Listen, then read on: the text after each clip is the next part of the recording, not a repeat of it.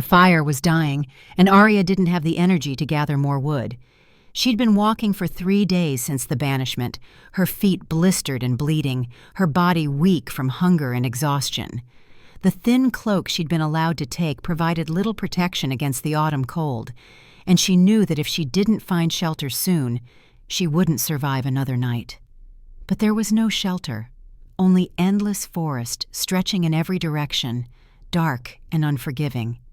So she'd stopped in a small clearing, built a pathetic fire from damp twigs and dead leaves, and sat with her back against a fallen log, waiting for whatever would come.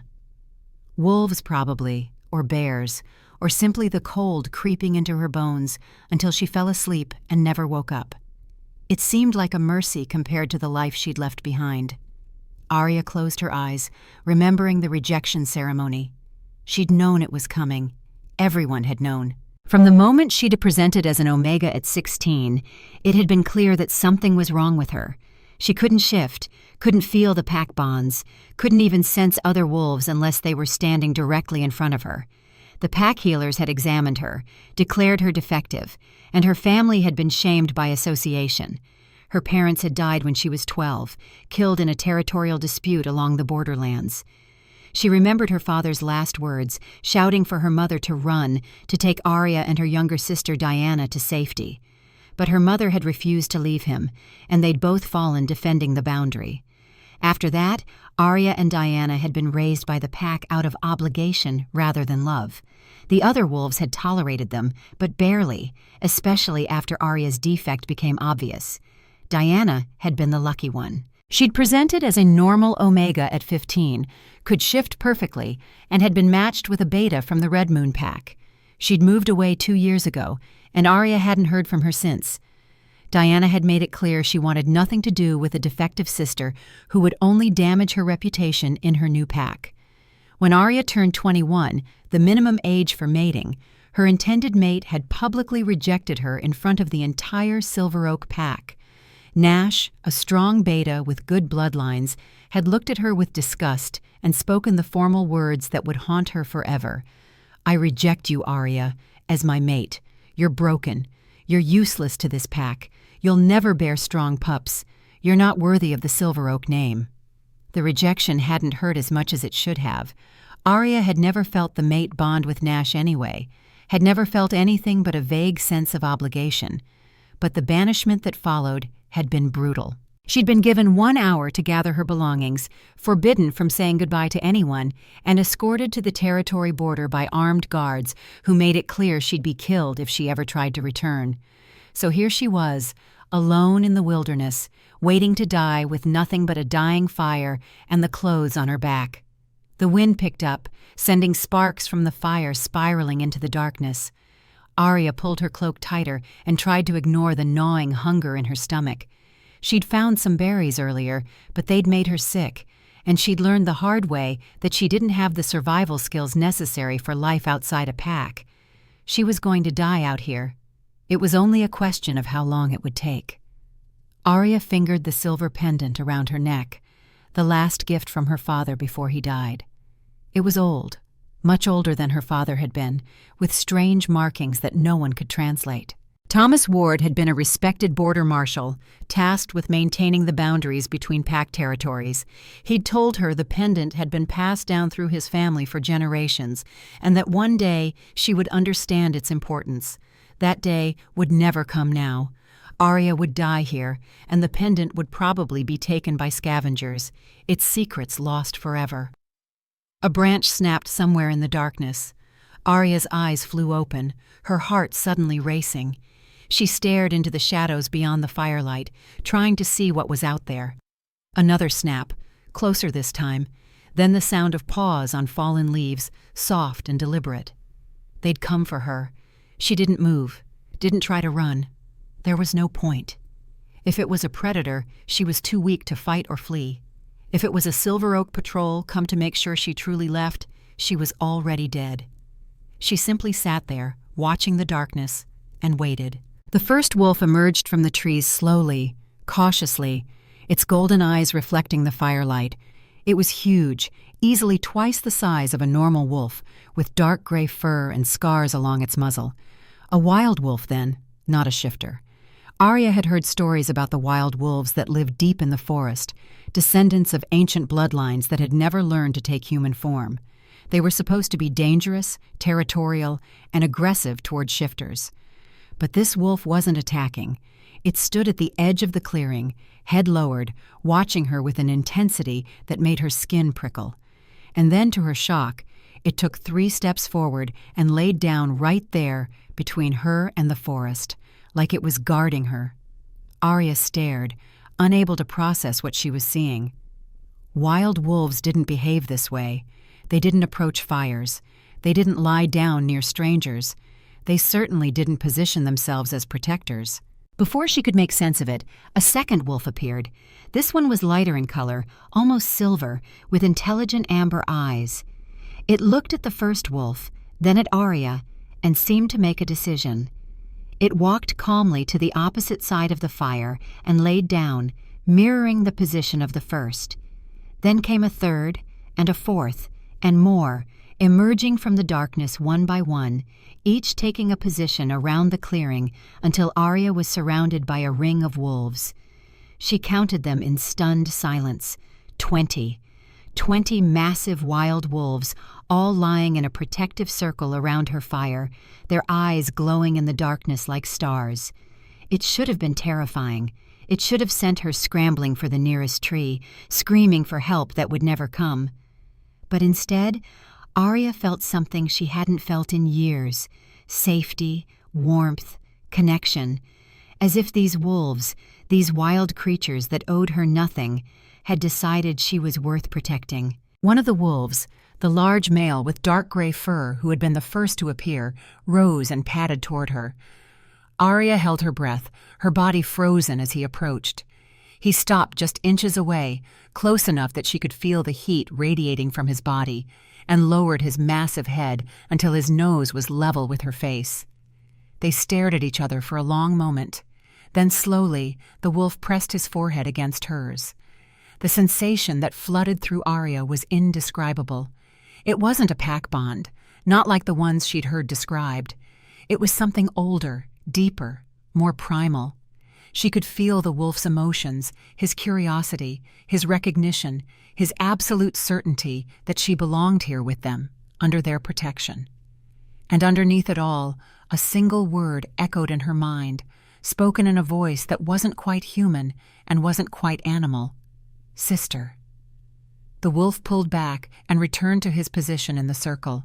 The others settled in, some resting their heads on their paws, others keeping watch on the surrounding forest. And Arya sat there trembling, trying to understand what had just happened. When dawn broke, Arya woke to find herself curled up against the warm body of the gray wolf. Sometime during the night, he had moved closer, and she had instinctively sought his warmth. The other wolves were still there, some sleeping, others alert and watchful. None showed any sign of leaving. Arya sat up slowly, her muscles stiff from sleeping on the hard ground. The gray wolf raised his head, regarding her with those intelligent golden eyes. And again, she felt that strange connection, like a thread binding them together. But this time it was stronger, clearer. She could sense his thoughts, not as words exactly, but as impressions, emotions, images. He was hungry. They all were. They needed to hunt. The realization struck her like a physical blow. She wasn't just imagining the connection. She was actually sensing his thoughts. Hesitantly, tentatively, she tried to respond, not with words but with images of her own, herself, following them, learning, helping if she could. The gray wolf, she somehow knew his name was Sentinel, seemed to understand. He stood, stretched, and then looked back at her expectantly. The message was clear. Come with us. Arya didn't hesitate. What choice did she have? Stay here and starve, or follow these creatures who had, for whatever reason, chosen to protect her? She pushed herself to her feet, ignoring the protest of her aching muscles, and followed Sentinel into the forest. The other wolves fell in around her, a living escort guiding her deeper into territory no human or shifter had likely seen in generations. They traveled for hours, moving at a pace Arya could maintain despite her exhaustion. Occasionally, one of the wolves would bring her water, leading her to streams or small pools. They communicated with her through that strange mental connection, showing her which plants were safe to eat, which would make her sick. By midday, she was no longer starving, and her strength was returning. Finally, they reached a series of rocky outcroppings, with caves dotting the stone face. Sentinel led her to one of the larger caves, where fresh pine boughs had been arranged into something resembling a bed. There were even containers, crude, fashioned from bark and leaves, but functional, filled with berries and what looked like medicinal herbs. Someone had prepared this place for human habitation. Sentinel nudged her toward the bed, the message clear. "Rest. You're safe here." Arya sank down onto the pine boughs, suddenly overwhelmed by everything that had happened. 24 hours ago, she'd been resigned to death. Now, she was being cared for by creatures that should, by all accounts, have seen her as prey. Nothing made sense anymore. She slept, deeply and dreamlessly, her body desperate for recovery. When she woke, it was dark outside, but the cave was illuminated by moonlight streaming through a natural skylight in the ceiling. Sentinel lay near the entrance, his golden eyes reflecting the silver light. The other wolves were nowhere to be seen, but she could sense their presence nearby, hunting perhaps, or patrolling. Arya sat up, feeling stronger than she had in days. Her hunger had faded, and the worst of her exhaustion had passed. She looked at Sentinel, really looked at him, taking in the scars that marked his powerful body, the intelligence in his eyes, the subtle signs of age in the gray around his muzzle. "Why are you helping me?" she asked aloud, not expecting an answer. But to her astonishment, she received one, not in words, but in a series of powerful images and emotions. She saw herself through Sentinel's eyes, but there was something different about her, something that glowed faintly around her form.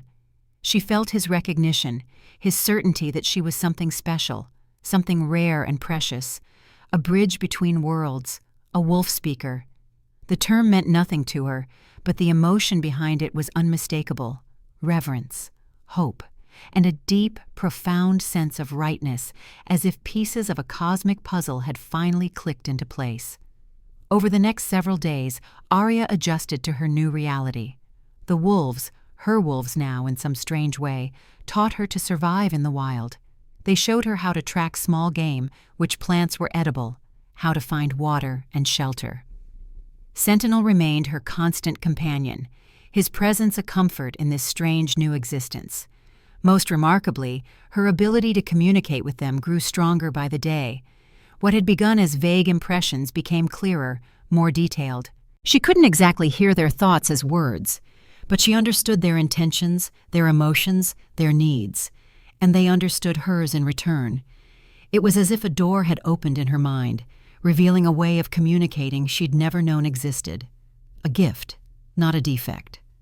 For the first time in her life, Arya began to wonder if her inability to shift, to bond with the pack, hadn't been a failure, but simply a different kind of ability, one that no one in Silver Oak had recognized or valued. 1 week after her arrival at the caves, everything changed again. Arya was sitting outside, practicing her newly discovered ability to project emotions to the wolves across greater distances, when Sentinel suddenly went rigid. A low growl rumbled from his chest, and the other wolves scattered around the clearing instantly came alert. Someone was coming. Arya reached for the crude spear she'd fashioned, more a pointed stick than an actual weapon, but better than nothing. Sentinel moved to stand between her and the forest, his massive body tense and ready. The other wolves formed a protective semicircle, their hackles raised, their teeth bared. For several minutes, nothing happened. Then, with deliberate slowness, a man stepped into the clearing. He was tall, powerfully built, with dark hair and eyes the color of storm clouds. He wore the practical clothing of a shifter: leather pants, a simple shirt, sturdy boots.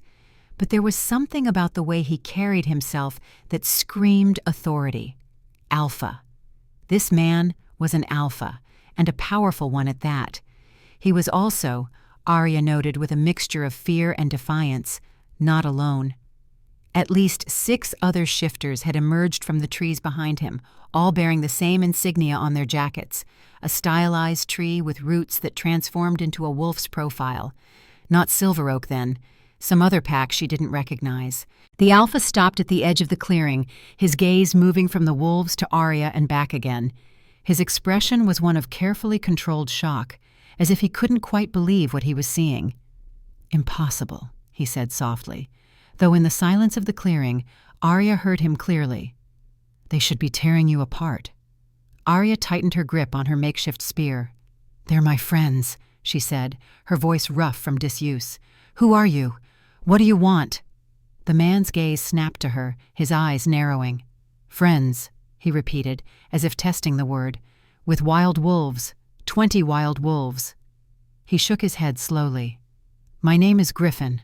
I'm the Alpha of the Ironwood Pack, and what I want—" He trailed off, his gaze dropping to the pendant hanging around Arya's neck. Something changed in his expression then, a flicker of recognition followed by shock.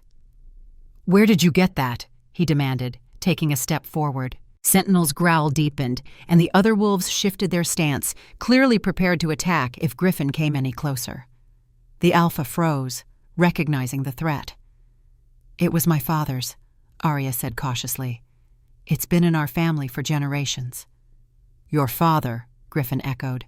"And who was your father exactly?" Arya lifted her chin, a small act of defiance. "Thomas Ward. He was a border marshal for the Silver Oak Pack."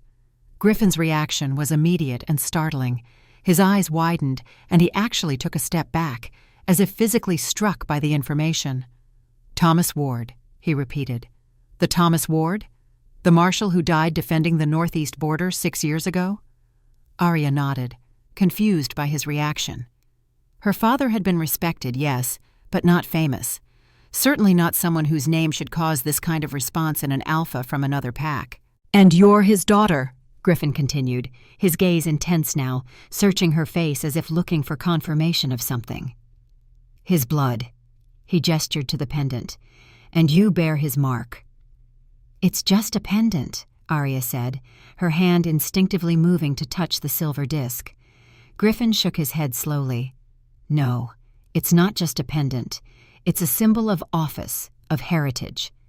He took a deep breath, as if steadying himself for what he was about to say.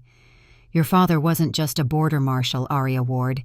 He was the last known descendant of the Guardian bloodline, a sacred lineage as old as the packs themselves." Arya stared at him, trying to process this information. "I don't understand. My father was a soldier, a border guard. He never mentioned anything about guardians or sacred lineages." "He wouldn't have," Griffin said. "The knowledge was protected, passed down only to those who needed to know. I only know because my grandmother told me, and she only knew because she was the Ironwood Pack's spiritual leader." He glanced at the wolves surrounding her, his expression a mixture of awe and calculation. "And now I find his daughter, supposedly unable to shift, bonded to not 1 but 20 wild wolves." He shook his head again. The old stories, they might actually be true. Arya felt a chill run down her spine that had nothing to do with the autumn air. "What old stories?" Instead of answering directly, Griffin took a careful step sideways, moving slowly so as not to provoke the wolves. He held out his empty hands in a gesture that was universal among shifters, a request for peaceful parley. "Will you come back to Ironwood with us?" he asked. "There's someone there who can explain far better than I can. Someone who's been waiting her entire life for someone like you to appear." Arya hesitated, looking to Sentinel for guidance. The massive wolf met her gaze, and through their connection, she felt his cautious assessment. There was danger here, yes, but also opportunity, knowledge, answers to questions she hadn't even known to ask. But there was fear, too, fear of leaving the safety she'd found with the wolves, fear of once again facing the judgment and potential rejection of a pack. As if sensing her thoughts, Griffin spoke again. "You can bring them with you," he said, gesturing to the wolves. "We have room, land, protection." He met her gaze directly, And unlike Silver Oak, we don't reject those who are different. We celebrate them. Arya glanced around at the wolves that had become her family in such a short time. Could she really bring them into a shifter settlement? Would they even want to go? Or would they prefer to remain in the wild, free from the complications of human affairs? Again, Sentinel answered her unspoken question. Through their bond, she felt his willingness to follow her, to protect her wherever she went. The other wolves echoed the sentiment, their loyalty unconditional and absolute. "All right," she said finally, turning back to Griffin. "We'll come with you, but I want your oath, as an alpha, that no harm will come to any of us. Not to me, and not to them." Griffin nodded solemnly. "You have it. My oath as Alpha of Ironwood. No harm will come to you or your companions while you're under my protection." He held her gaze, his expression serious. "But I should warn you, Arya Ward, that once you learn what I believe you are, once you understand your heritage and your potential, you may find yourself facing choices far more difficult than the ones you've made today." Arya straightened her spine, lifting her chin in a gesture of determination that would have made her father proud. "I've survived rejection and exile, Alpha Griffin. I've faced death and found friendship where there should have been only enmity. I think I can handle a few difficult choices." A hint of a smile touched Griffin's lips, and for a brief moment, something that might have been admiration flashed in his storm-gray eyes. "We'll see," he said softly.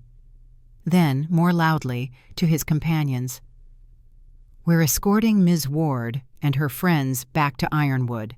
Send word ahead to Eleanor. Tell her the wolf speaker has returned." The journey to Ironwood took the better part of 2 days, even moving at a good pace.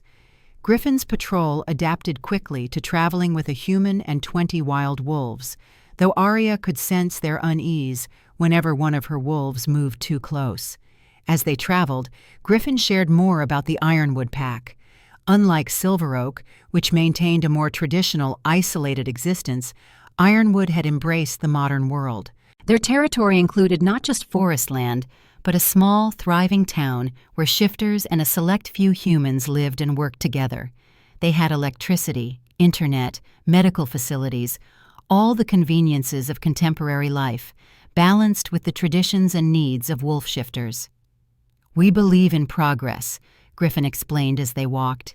"In adapting to survive. The old ways have value, but so do new ideas. Isolation and stagnation lead only to extinction." Arya thought of Silver Oak, with its rigid hierarchies and resistance to change, and wondered if that was why they'd been so quick to reject her. Difference was dangerous to those who feared change. By the time they reached the outskirts of Ironwood territory, Arya was both exhausted and eager. Griffin had been careful not to reveal too much about what he thought she was, about this wolf speaker title he'd used, but she could tell from the growing excitement among his patrol that whatever they expected her to be, it was significant. The town of Ironwood wasn't at all what she'd expected. Rather than the rustic collection of cabins that made up the Silver Oak settlement, Ironwood was a proper small town, with paved streets, charming storefronts, and homes ranging from traditional to distinctly modern. Humans and shifters walked the streets together, apparently at ease with one another, something that would have been unthinkable in Silver Oak. Griffin led them through the town toward a large building that combined modern architecture with traditional timber framing. "The Pack Hall," he explained, "where the council meets and where Eleanor lives." Arya felt the stares of the townspeople as they passed. Not hostile exactly, but intensely curious. She couldn't blame them. A strange woman accompanied by 20 enormous wild wolves wasn't exactly an everyday sight, even in a community that seemed as accepting as Ironwood. The wolves stayed close, with Sentinel never more than a step away from her side. Through their bond, she could feel their wariness, their readiness to protect her if necessary. But she could also feel their curiosity, their assessment of this place and its potential as territory. The pack hall was impressive up close, with intricate carvings decorating its wooden pillars and glass walls that let in abundant natural light. Griffin led them to a side entrance, away from curious onlookers, and into a large open room that appeared to be a combination of living space and library. Books lined the walls from floor to ceiling, interspersed with artifacts that looked ancient and valuable. In the center of the room, seated in a comfortable chair by a hearth, was an elderly woman. She must have been in her 80s at least, with silver hair worn in a long braid and eyes that, despite her age, were sharp and alert. She wore simple clothing, jeans and a sweater, but there was something in the way she held herself, in the calm authority of her gaze, that commanded respect. When she saw Arya, those eyes widened and she slowly stood, leaning on a carved wooden cane. "Eleanor," Griffin said formally, "may I present Arya Ward, daughter of Thomas Ward. Arya, this is Eleanor Collins, spiritual leader of the Ironwood Pack and my grandmother." The old woman stepped forward, her gaze moving from Arya to the wolves and back again. "Remarkable," she said softly. "After all these years, all these generations of waiting. A true wolf speaker." She reached out a gnarled hand. "May I?" It took Arya a moment to realize Eleanor was asking to see the pendant. Hesitantly, she removed it from around her neck and placed it in the old woman's palm. Eleanor examined it carefully, her fingers tracing the strange symbols engraved in the silver. "The mark of the guardian," she murmured. "Your father's legacy. And now, it seems, yours as well." She looked up, meeting Arya's gaze directly. "Though your legacy, I suspect, will be far greater than his could ever have been." "I don't understand any of this," Arya said, frustration finally winning out over politeness. "Everyone keeps talking about guardians and wolf speakers and legacies, but no one will explain what it actually means." She gestured to Sentinel and the other wolves. "I just want to know why I can communicate with them when I can't even shift myself. I want to know if I'm really broken, or if there's something else going on."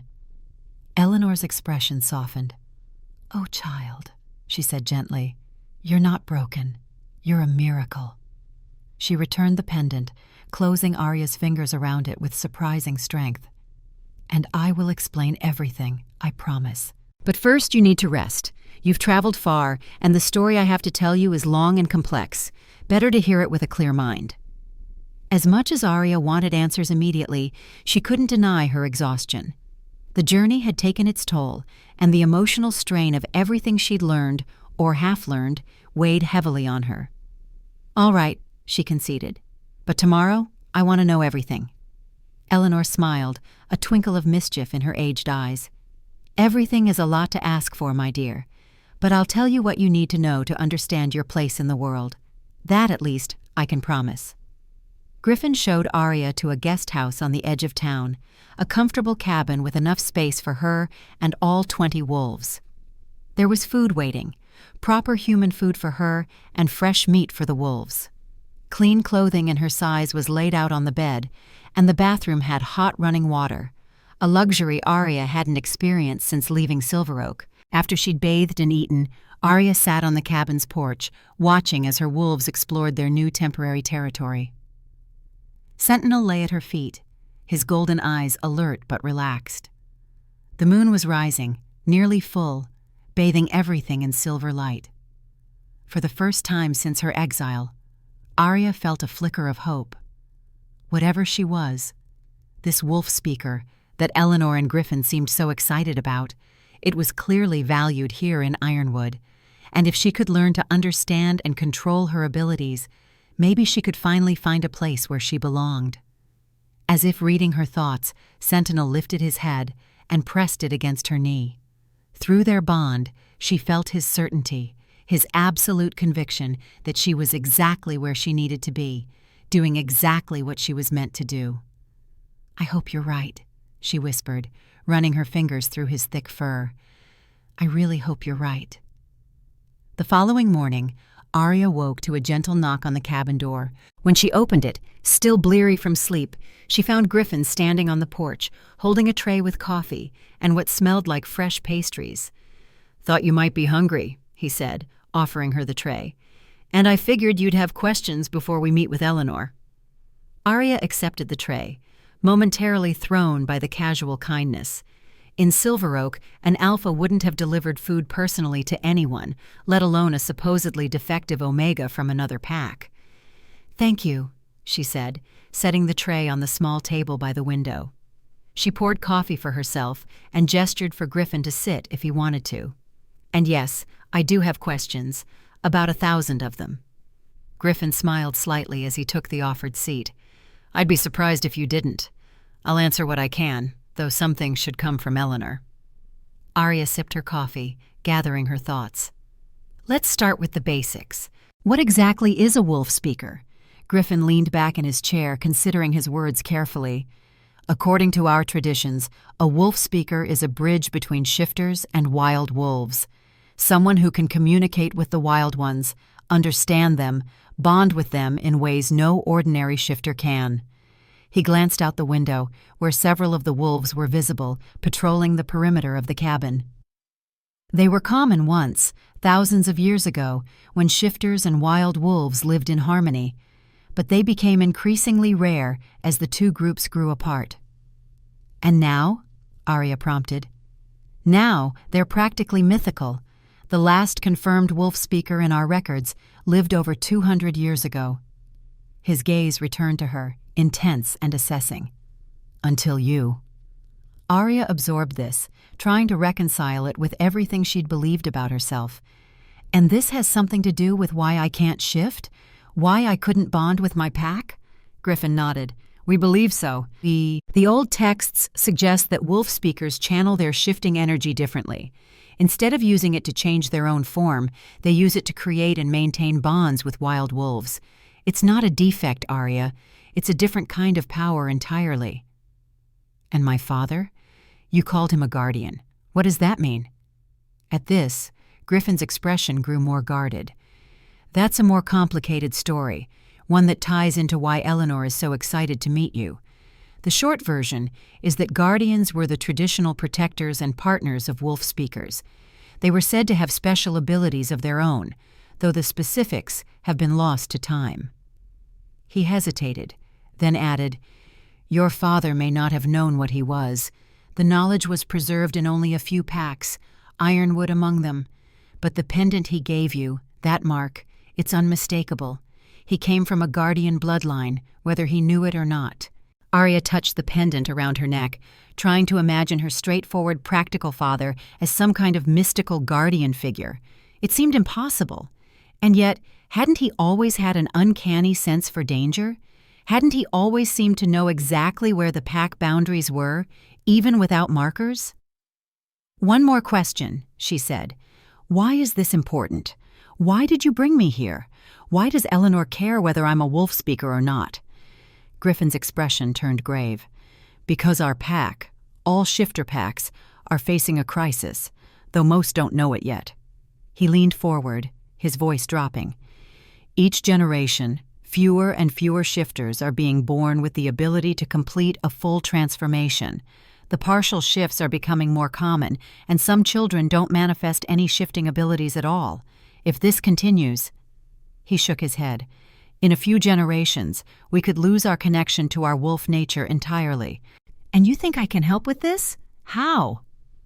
"There's an old prophecy," Griffin said reluctantly, as if he wasn't entirely comfortable discussing it. "When the wolf speaker returns, the curse will begin to end or become permanent." He shrugged. "Cryptic, I know. But Eleanor believes it means that a wolf speaker, you, could be the key to restoring our shifting abilities, to healing whatever is causing the decline." Arya sat back, overwhelmed by the implications. "That's a lot of pressure to put on someone you just met." Griffin's expression softened slightly. "It is, and I won't pretend that there aren't those in our pack, in all packs, who would see you as a threat rather than a savior. Change is always frightening, especially to those in power." "Like the Silver Oak Alpha," Arya said quietly. "Victor," Griffin said, nodding. "He's one of the old guard, traditional to a fault. If he knew what you potentially are, what you could mean for the future of shifter kind." And he trailed off, but his meaning was clear. Victor wouldn't have simply rejected her. He might have tried to eliminate her entirely. A chill ran down Arya's spine. And what about you? What do you believe? Griffin held her gaze, his storm-gray eyes steady and serious. I believe that change is coming, whether we want it or not. I believe that adaptation is survival, and I believe that you, Arya Ward, represent a path forward that we would be fools to ignore. He stood, his movement fluid and controlled. But most importantly, I believe you deserve to make your own choices, based on complete information. That's why I brought you here. That's why Eleanor wants to speak with you. He glanced at his watch. Speaking of which, we should head over to the pack hall. Eleanor isn't known for her patience, especially when she's excited about something. Arya rose, strangely reassured by Griffin's candor. He hadn't promised her safety or acceptance. He'd promised her truth and agency. In her experience, those were far more valuable commodities. As they left the cabin, Sentinel fell into step beside her, with the other wolves forming a loose escort around them. Griffin watched this with barely concealed fascination. "Can you actually communicate with them?" he asked as they walked through the town. "I mean, beyond what any shifter can sense from a regular wolf?" Arya nodded, reaching down to rest her hand on Sentinel's broad back. "It's not exactly words, most of the time. More like impressions, emotions, images. But yes, we understand each other." "Remarkable," Griffin murmured. Then, with a sideways glance at her, "Would it be presumptuous to ask what they think of me?" Arya couldn't help but smile at the question.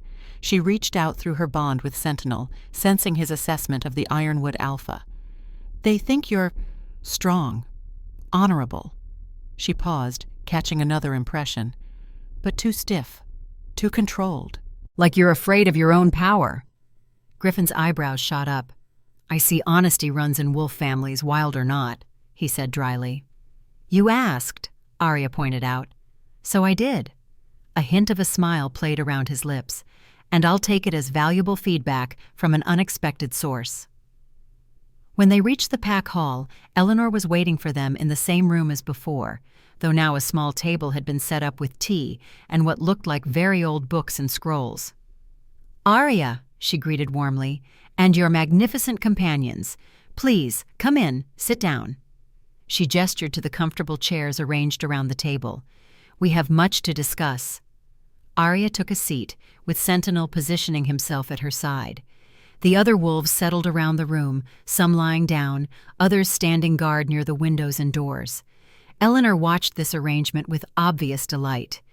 "In all my years," she said, "I never thought I'd live to see a true wolf speaker with her pack. It's like a story come to life." She poured tea for Arya and herself, then sat back with a sigh. "Now, I promised you explanations, and explanations you shall have. But I must warn you, the story I'm about to tell you spans thousands of years and involves magic, betrayal, and a curse that has shaped the destiny of all shifter kind." She picked up one of the scrolls, unrolling it carefully to reveal ancient illustrations showing wolves, humans, and what appeared to be wolf-human hybrids living in harmony. "In the beginning," Eleanor said, her voice taking on the cadence of a practiced storyteller, "there was no distinction between shifters and wild wolves. We were one people, able to move freely between forms. The most gifted among us were the wolf speakers, those who could maintain the mental bonds between all wolves, regardless of form. And alongside them stood the guardians, warriors with the unique ability to sense boundaries, to protect territories, to maintain the balance between packs." She pointed to another illustration, showing a woman surrounded by wolves and a man standing protectively beside her, his hand resting on a sword. Together, wolf speakers and guardians maintained the peace for generations. But then came the Great Divide. Eleanor's expression darkened. A conflict arose between those who preferred the human form and its advantages, tools, technology, civilization, and those who favored the freedom and simplicity of wolf form. The dispute grew violent, and in the midst of the bloodshed, a powerful mage cast a terrible curse. She unrolled another scroll, this one showing a figure in dark robes standing atop a mountain, energy radiating from their hands. The curse severed the natural bonds between our people. Those who favored human form became shifters, able to take wolf shape, but increasingly disconnected from their animal nature with each passing generation. Those who favored wolf form became the wild wolves, unable to shift but preserving a purer connection to the old ways. And the wolf speakers and guardians, who had stood between the two groups, were nearly eradicated in the conflict. Eleanor looked at Arya directly. Only a few bloodlines survived, protected by secrecy and careful breeding over centuries.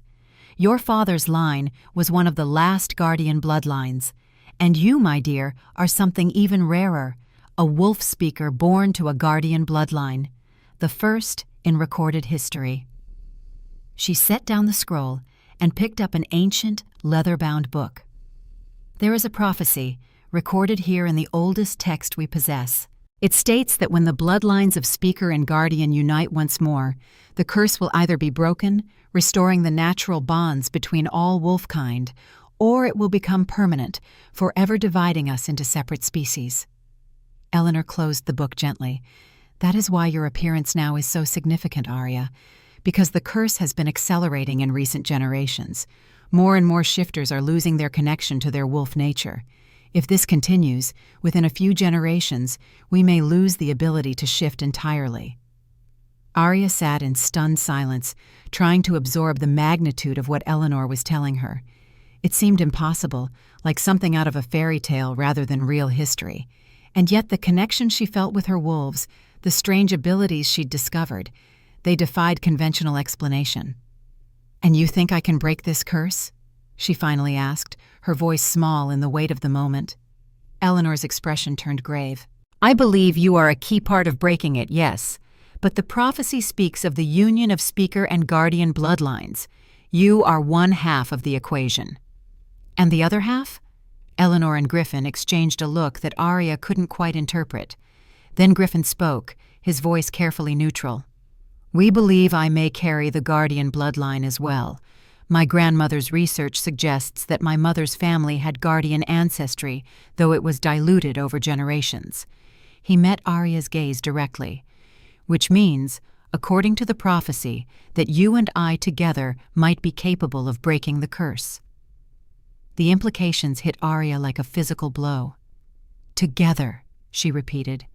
As in tradition suggests, wolf speakers and guardians were typically paired," Eleanor supplied, her tone matter-of-fact.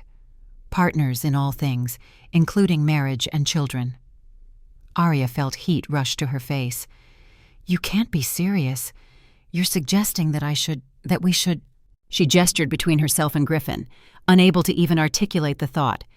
"What my grandmother is suggesting," Griffin said, shooting Eleanor a warning look, "is that we have a unique opportunity to test the prophecy. The how of it is something we would need to determine together, if you're even willing to consider it." He leaned forward, his expression earnest. "But Arya, this isn't about forcing you into anything. You have a choice here. You always will." Eleanor sighed. "My grandson is right, of course. Forgive an old woman's bluntness. I've waited so long for this possibility that I sometimes forget the human element." She reached across the table to pat Arya's hand. "What matters now is that you understand what you are, what your abilities mean, and the potential they represent." Arya nodded slowly, still trying to process everything. "And what about my wolves? Where do they fit into all this?" "They are the living proof of your gift," Eleanor said. "Wild wolves haven't bonded with humans, let alone in such numbers, since before the Great Divide. The fact that they've chosen you, that you can communicate with them so clearly, it confirms everything the old texts describe about wolf speakers." She gestured to Sentinel. "This one in particular. He's their leader, isn't he? In the old days, wolf speakers always had a primary bond with the alpha of a wild pack. The texts call them soul wolves, a deeper connection than even mate bonds among shifters." Arya looked at Sentinel, feeling the steady pulse of their connection. Soul wolf. The term felt right somehow, fitting the depth of what they shared. She rested her hand on his massive head, drawing comfort from his presence. "So what happens now?" she asked quietly. "That depends on you," Griffin said. "You could stay here in Ironwood, learn more about your abilities, work with Eleanor to understand the prophecy better. Or you could leave, return to the wild with your wolves. We won't stop you." "And if I stay," Arya pressed, "what would be expected of me?" "In the short term, nothing beyond what you're willing to give," Griffin assured her. "We would provide you with resources to learn, space for your wolves, protection from those who might see you as a threat." "And in the long term?" Griffin hesitated, glancing at Eleanor before answering. "In the long term, we hope you might consider working with us to test the prophecy, to see if there's a way to break the curse before it's too late. But that would be your choice, made in your own time." Arya fell silent, considering her options. She could feel Sentinel's opinion through their bond. He trusted neither Griffin nor Eleanor completely, but he recognized the value of the knowledge they offered. The safety, too, was not insignificant. Winter was coming, and surviving in the wild would become increasingly difficult. But more than practical considerations, Arya felt a pull toward the mysteries Eleanor had described. If what they said was true, if she really was a wolf speaker, with the power to heal the rift between shifters and wild wolves, didn't she have a responsibility to at least try? To learn what she could? To understand the extent of her abilities? "I'll stay," she said finally, her decision crystallizing. "At least for now, I want to learn more about what I am, what I can do." She fixed Griffin with a steady gaze.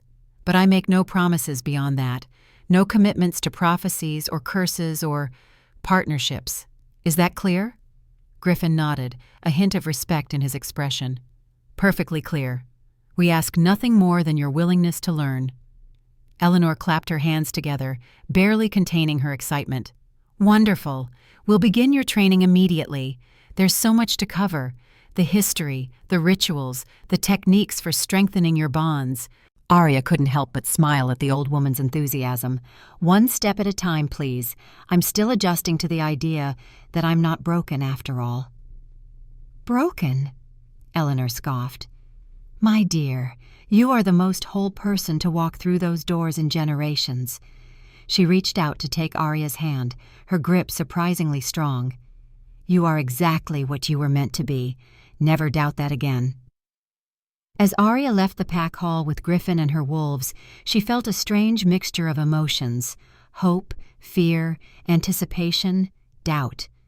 The path ahead was uncertain, filled with ancient prophecies and mystical destinies she'd never asked for or imagined. But for the first time since she was a child, she also felt a sense of purpose, of belonging. Whatever came next, whatever challenges awaited her, she would face them with her wolves at her side and a growing confidence in her own unique power.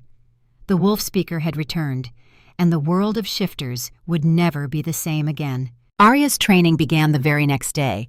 Eleanor had converted a small outbuilding behind the pack hall into what she called a wolf speaker's sanctuary. A comfortable space with cushions on the floor, reference books lining the walls, and large windows opening onto a private garden where the wolves could rest while Arya worked. "The first skill any wolf speaker must master," Eleanor explained as they settled into the sanctuary, "is conscious control of the bonds you've already formed instinctively." She gestured to the wolves lounging around them. "You connect with them naturally, especially with your soul wolf. But to reach your full potential, you must learn to direct and focus that connection." Sentinel lay nearby, his golden eyes watchful as always. Through their bond, Arya could feel his curiosity, his willingness to participate in whatever strange human ritual this might be. "How do I start?" Arya asked, settling onto one of the cushions. Eleanor handed her a small, smooth stone, its surface etched with markings similar to those on Arya's pendant. "This is a focus stone, carved by wolf speakers generations ago. Hold it in your palm, close your eyes, and concentrate on your connection with Sentinel. Try to visualize it as a thread of light connecting your minds." Arya did as instructed, closing her eyes and focusing on the familiar presence of Sentinel in her consciousness. At first, nothing seemed different from the connection she'd already established. But as she concentrated, something shifted. The vague impressions and emotions she usually received from him became sharper, more defined. It was like adjusting the focus on a pair of binoculars. Suddenly, what had been blurry came into crystal clarity. She could sense not just Sentinel's current state, but echoes of his past, fragments of memories and experiences that had shaped him. She saw battles with rival wolf packs, hunts in deep snow, quiet moments under star-filled skies. And more than that, she began to sense the connections between Sentinel and the other wolves, the complex web of relationships that formed their pack structure. She could feel which wolves were closely related, which had joined the pack later, which ones looked to Sentinel with the most loyalty. When she finally opened her eyes, Eleanor was watching her with undisguised fascination. "You saw more than you expected, didn't you?" the old woman asked quietly. Arya nodded, still processing the experience. "It was like I could see the whole network. Not just my connection to Sentinel, but his connections to the others, the entire pack structure laid out in my mind." Eleanor smiled, a hint of triumph in her expression. That's the gift of a true wolf speaker, the ability to sense and influence not just individual bonds, but entire pack dynamics. She leaned forward eagerly. "What else did you see?" "Memories," Arya said slowly. "Fragments of Sentinel's past. Nothing complete, just flashes." "The bond is deepening," Eleanor murmured. "Faster than I would have expected. Your affinity for this is remarkable, Arya. Most wolf speakers in the records took months to achieve what you've done in minutes." Before Arya could respond to this surprising information, the door to the sanctuary opened and Griffin entered. He looked tired, with shadows under his eyes suggesting a sleepless night, but he smiled when he saw them. "How goes the training?" he asked, settling onto a cushion nearby. "Exceptionally well," Eleanor replied, the pride evident in her voice. "Arya has already mastered the first level of bond visualization. I was about to move on to distance work." Griffin's eyebrows rose. "Already? That's impressive." Arya felt a strange flutter of pleasure at his approval, which she quickly suppressed. She wasn't here to impress the Ironwood Alpha, regardless of any prophecies about their supposed joint destiny. "What's distance work?" she asked, deliberately redirecting the conversation. "Learning to maintain your connection across greater distances," Eleanor explained. In the old days, wolf speakers could communicate with their bonded wolves over miles, allowing packs to coordinate hunting or defense, even when physically separated. She rose, moving to the window. "Sentinel will remain here with us. The other wolves are free to roam the territory as they wish. Your task is to track one specific wolf through your bond with Sentinel." "How?" Arya asked, intrigued despite her skepticism. "Use Sentinel as a bridge," Eleanor said. "His connection to his pack is similar to your connection to him. If you can access his awareness of the other wolves, you can extend your perception through him." It sounded impossible, but after what she'd experienced with the focus stone, Arya was willing to try. She closed her eyes again, concentrating on her bond with Sentinel. This time, instead of exploring his memories, she tried to sense his awareness of the other wolves. To her surprise, she could feel it clearly. 20 distinct threads of connection radiating from Sentinel's consciousness. Each thread felt slightly different, reflecting the unique relationship between the alpha and each pack member. Some were stronger, indicating wolves that had been with him longer or held higher status. Others were newer, still developing. Arya selected one thread, a connection to a young female wolf with silver-tipped ears who had joined the pack only recently. Through Sentinel's awareness, she could sense the young wolf's location, moving through the forest north of town. Concentrating harder, she pushed her awareness along that connection, trying to extend her perception. For a moment, nothing happened. Then, with a disorienting lurch, her perspective shifted. Suddenly, she was seeing through the young wolf's eyes, feeling the forest floor beneath her paws, smelling the rich tapestry of scents in the air. Pine resin, deer trails, the distant musk of a fox. The sensation was overwhelming, exhilarating, and terrifying all at once. Arya gasped, her eyes flying open as she instinctively pulled back from the connection. "What did you see?" Eleanor asked eagerly. I was her," Arya said, her voice shaking slightly. The young female with the silver-tipped ears. I could see through her eyes, feel what she was feeling. She's hunting, following a deer trail about 2 miles north of here. Griffin and Eleanor exchanged a significant look. That level of connection, Griffin said slowly, is extremely rare, even in the old accounts. Most wolf speakers could sense location and general state, but full sensory sharing, he shook his head in wonder. Eleanor was practically vibrating with excitement. Try again, but this time with a different wolf. See if you can maintain the connection longer. For the next hour, Arya practiced extending her awareness through different members of the pack. Each time became easier, the transition smoother, until she could slip in and out of their perceptions almost effortlessly. It was exhilarating, experiencing the world through their senses, the richness of scent, the clarity of hearing, the instinctive understanding of the forest that came from generations of wild existence. When they finally took a break, Arya was exhausted, but strangely energized, her mind buzzing with new possibilities. "You're a natural at this," Eleanor said, handing her a glass of water, "which makes me wonder what else you might be capable of." "What do you mean?" Arya asked between sips. Eleanor exchanged another look with Griffin, who gave a slight nod, as if granting permission for something. "The old texts speak of more advanced abilities," Eleanor said carefully. "Beyond communication and sensory sharing, some wolf speakers could heal injured wolves through their bond. Others could temporarily share strength or speed during battle. A few rare accounts even mention wolf speakers who could borrow aspects of wolf form without fully shifting." Arya nearly choked on her water. "You mean become part wolf without actually shifting?" "Not physically," Griffin clarified.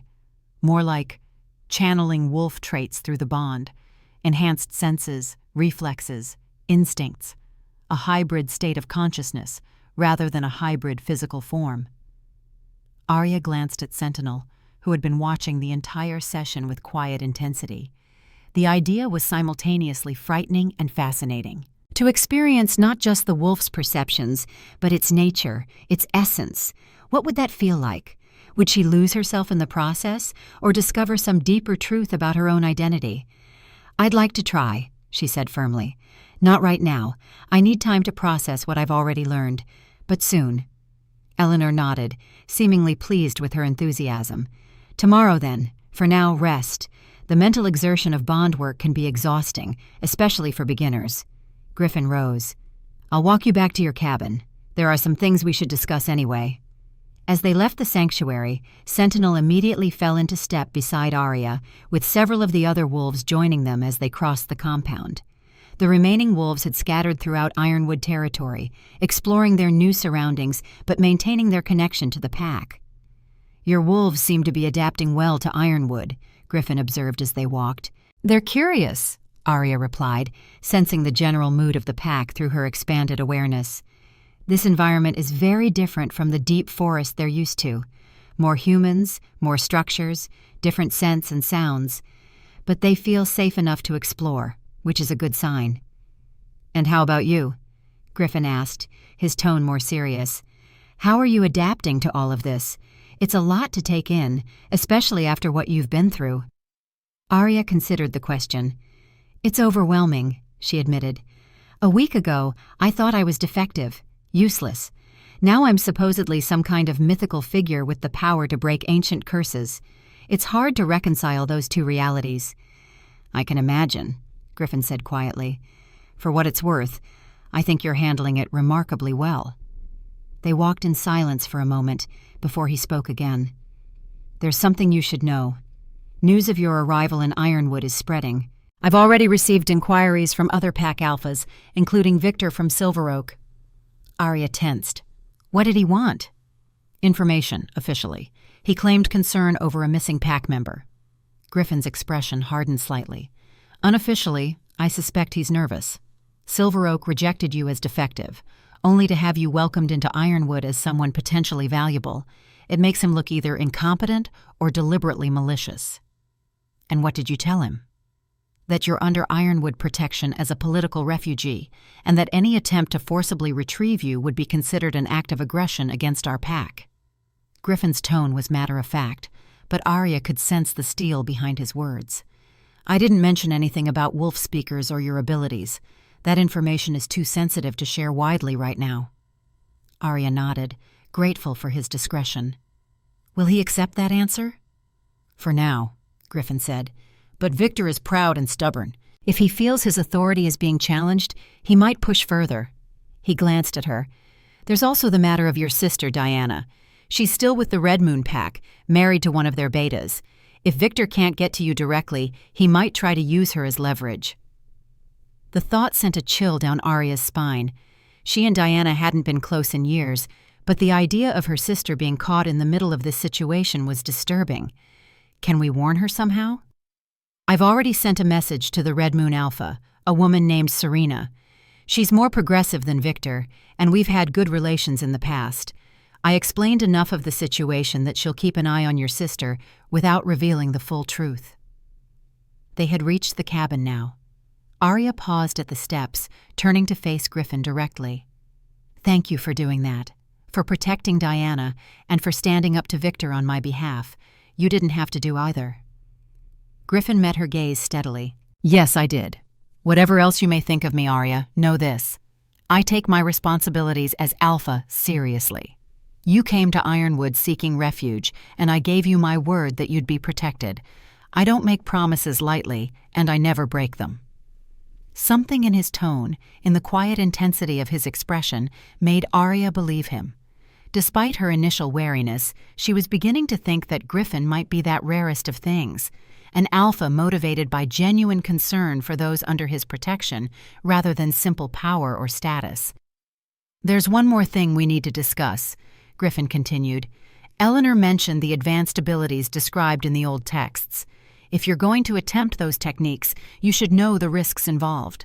Arya tensed. "What risks?" "Mental merging with wolves isn't without dangers," Griffin explained. "The texts describe wolf speakers who lost themselves in the connection, who forgot their human aspects and essentially became wild in their minds. Others experienced physical effects, elevated heart rate, increased aggression, heightened sensory perception that became overwhelming." He hesitated, then added, "And there are political risks as well. If other packs learn what you're capable of, some may see you as a threat to the established order. The ability to communicate with and potentially influence wild wolves, that's power that could shift territorial balances that have existed for generations." "Is that why you're keeping my abilities secret?" Arya asked. "To protect me, or to protect Ironwood's advantage?" Griffin's expression remained neutral. "Both," he admitted candidly. "I won't lie to you, Arya. Having a wolf speaker allied with Ironwood gives us significant strategic advantages, but those same advantages make you a target. Your safety and the safety of my pack are aligned interests." Arya appreciated his honesty, even if his answer wasn't entirely reassuring. "And the prophecy? The curse? How do those factor into your calculations?" At this, something flickered in Griffin's eyes. Uncertainty, perhaps, or a deeper concern he was trying to conceal. "The curse affects all shifters, across all packs. If there's even a chance the prophecy is real, if you and I together might reverse the decline in shifting abilities, that transcends pack politics." He shook his head slightly. "But I'm not going to pressure you about that aspect of things. Whatever connection the prophecy suggests we might have, that has to develop naturally, if at all." The subtle emphasis on naturally wasn't lost on Arya. Despite Eleanor's blunt suggestions about partnerships and bloodlines, Griffin seemed determined to keep their relationship professional for now. She found herself oddly grateful for his restraint. "Fair enough," she said. "For now, I just want to focus on learning what I can do, understanding these abilities I never knew I had." She glanced at Sentinel, who had been listening to their conversation with evident interest. "The rest can wait." Griffin nodded. "Get some rest then. Tomorrow's training will likely be even more demanding." He turned to go, then paused. "Arya, whatever you decide about any of this, just know that you have a place here in Ironwood, not because of prophecies or ancient bloodlines, but because of who you are and what you've already shown yourself to be capable of." With that, he walked away, leaving Arya with a complex tangle of emotions she wasn't quite ready to unravel. Instead, she went inside, Sentinel following at her heels, and tried to focus on processing everything she'd learned in one extraordinary day. Over the next several weeks, Arya's training intensified. Each day brought new discoveries, new abilities that Eleanor helped her explore and develop. She learned to extend her awareness through multiple wolves simultaneously, creating a network of perception that allowed her to monitor vast areas of Ironwood territory. She mastered the ability to communicate complex intentions to the entire pack at once, coordinating their movements with a precision that astonished even Eleanor. The most challenging aspect of her training was what Eleanor called essence sharing, the ability to temporarily channel wolf traits through her bond with Sentinel. The first attempts were disorienting and sometimes frightening. Arya would find herself overwhelmed by sensory input, her human mind struggling to process the intensity of wolf perception. Her emotions would fluctuate wildly, primal instincts surging to the surface without warning. But gradually, with Eleanor's guidance and Sentinel's steady presence, she learned to control the flow of essence between them. She could enhance her hearing to catch conversations from hundreds of yards away, sharpen her sense of smell to track specific individuals through Ironwood, even boost her physical reflexes to near superhuman levels for brief periods. Each new skill brought a deeper understanding of what it meant to be a wolf speaker, not just a communicator between species, but a living bridge between human and wolf consciousness, capable of existing in both worlds simultaneously. Griffin often observed her training sessions, though he rarely participated directly. Arya was aware of his gaze, evaluating her progress with that steady, thoughtful expression that revealed little of his inner thoughts. Sometimes, when she pushed her abilities particularly far, she thought she caught a flash of something in his eyes, concern perhaps, or a carefully controlled excitement. She saw less of him outside of training. As Alpha, his responsibilities to the pack kept him busy, especially with the increasing tensions between Ironwood and other packs. Victor continued to press for Arya's return to Silver Oak, now framing it as a matter of pack sovereignty rather than a simple retrieval of a rejected Omega. Other alphas had begun to take sides, some supporting Ironwood's right to grant asylum, others backing Silver Oak's claim. Eleanor kept Arya informed of these political developments, though she tried to shield her from the worst of the tension. "You need to focus on your training," she insisted. "Griffin will handle the pack politics." But Arya couldn't help feeling responsible for the precarious position she'd placed Ironwood in. Despite Griffin's assurances that he'd known the risks when he offered her sanctuary, she worried that her presence might eventually force him into a direct confrontation with Victor or other hostile alphas. One morning, about a month into her training, Arya was practicing distance work with several of her wolves when she sensed something unusual through one of the pack members patrolling the northern boundary. Focusing her awareness, she slipped into the wolf's perception and immediately understood its agitation. A group of shifters had crossed into Ironwood territory, moving stealthily through the forest as if trying to avoid detection. Arya broke the connection and turned to Eleanor, who had been monitoring her progress. "There are intruders on the northern border, at least 6 shifters trying to stay hidden." Eleanor frowned. "That's troubling. Pack alphas know to announce themselves before entering another's territory. Stealth suggests hostile intent." She reached for her phone. "I'll alert Griffin."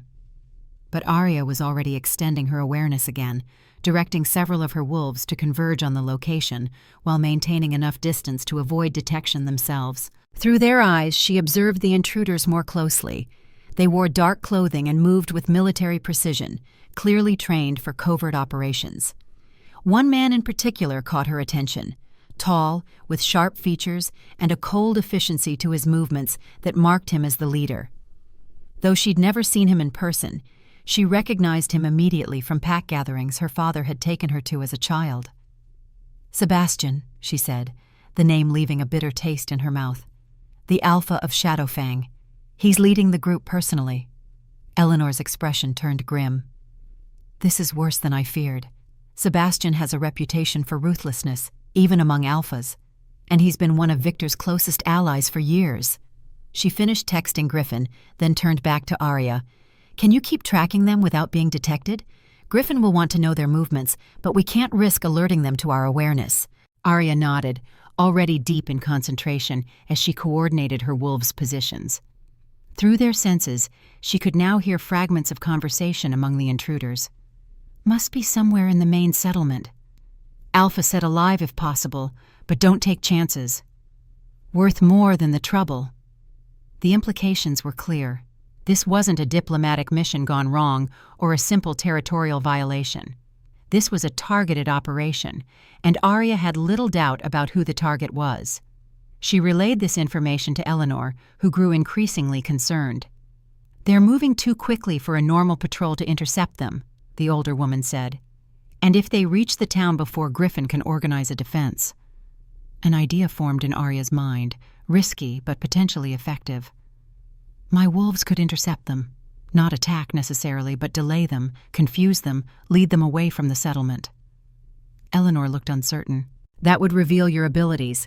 If Sebastian reports back to Victor that you can control wild wolves—" "Better that than letting them reach town unimpeded," Arya countered.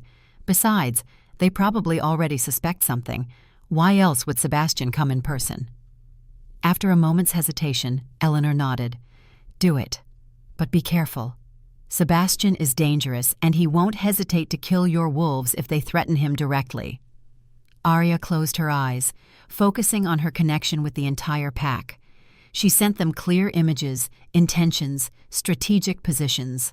Unlike shifters, who could communicate basic concepts in wolf form but lacked the neural structure for complex planning, her wolves understood exactly what she needed from them. Within minutes, they had surrounded Sebastian's group, strategically positioned to cut off their route to the settlement.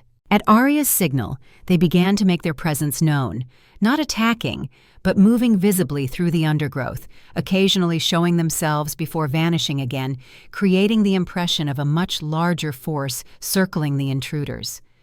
Through her wolves' eyes, Arya watched the shifters' reactions. Confusion at first, then growing alarm as they realized they were surrounded by wild wolves moving with uncanny coordination. Sebastian remained calm, but his companions grew increasingly agitated. "Fall back," Sebastian finally ordered, his voice cold with suppressed anger. "This isn't natural behavior for wild wolves. Something's controlling them." The group began a strategic retreat, changing course to head east, away from both the town and the most direct route back to Shadowfang territory. Arya kept her wolves following at a distance, maintaining pressure without direct confrontation. She was so focused on coordinating this effort that she didn't notice Griffin's arrival at the sanctuary until he spoke.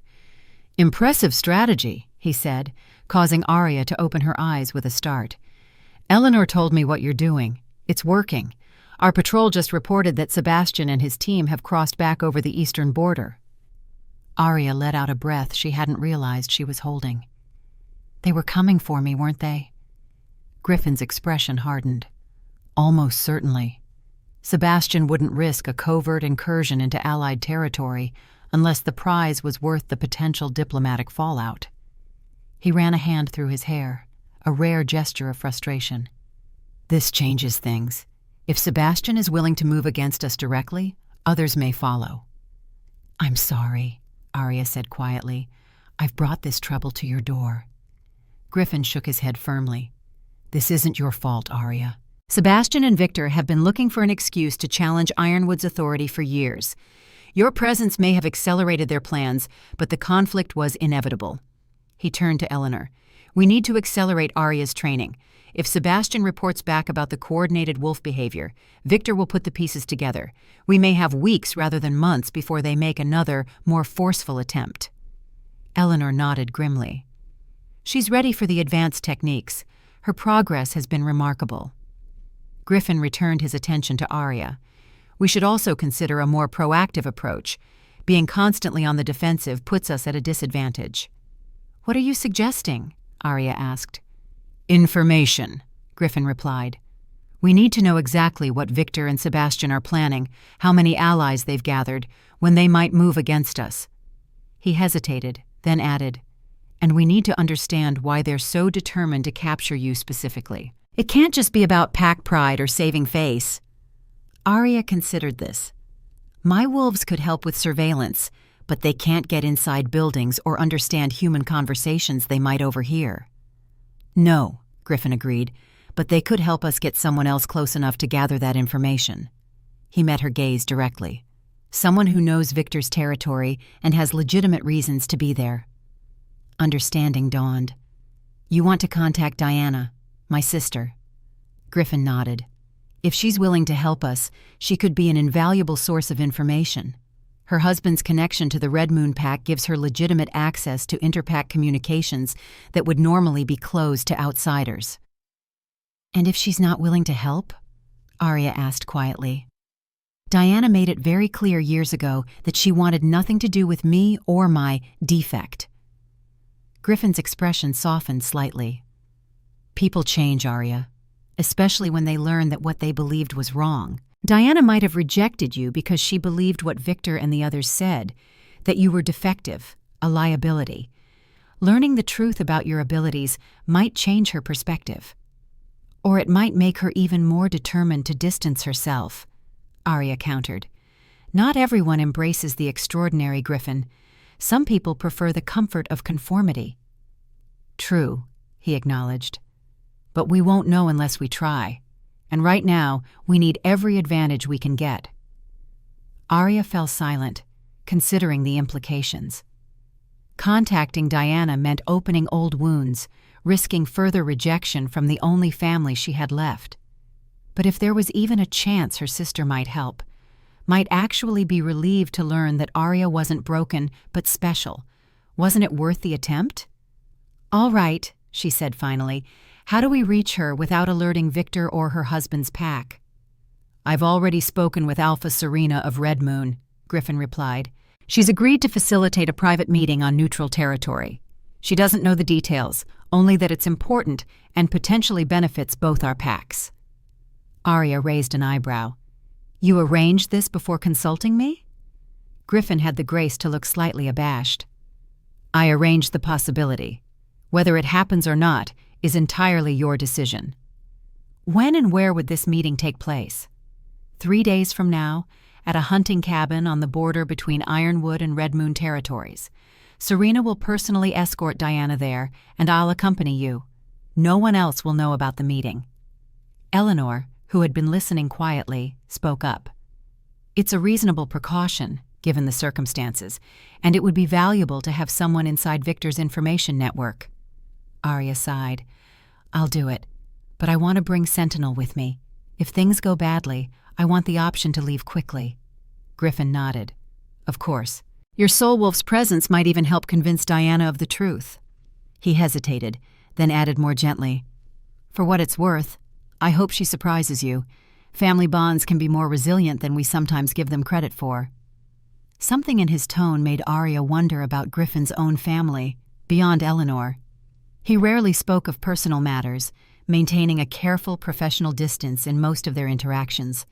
But occasionally, like now, she caught glimpses of the man behind the Alpha, someone who understood loss and regret, who had perhaps experienced his own share of family complications.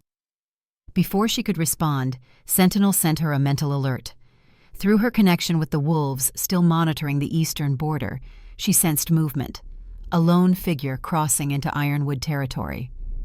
Someone else is coming, she said, focusing her awareness. Through a wolf's enhanced vision, she recognized the intruder, a man in his 60s with graying hair and the weathered face of someone who had spent decades in the elements. He moved with the careful precision of a veteran soldier, alert but not furtive, making no attempt to hide his presence. It's James, she said with surprise. Marshal James Blackwood. He was my father's friend, helped raise me and Diana after our parents died.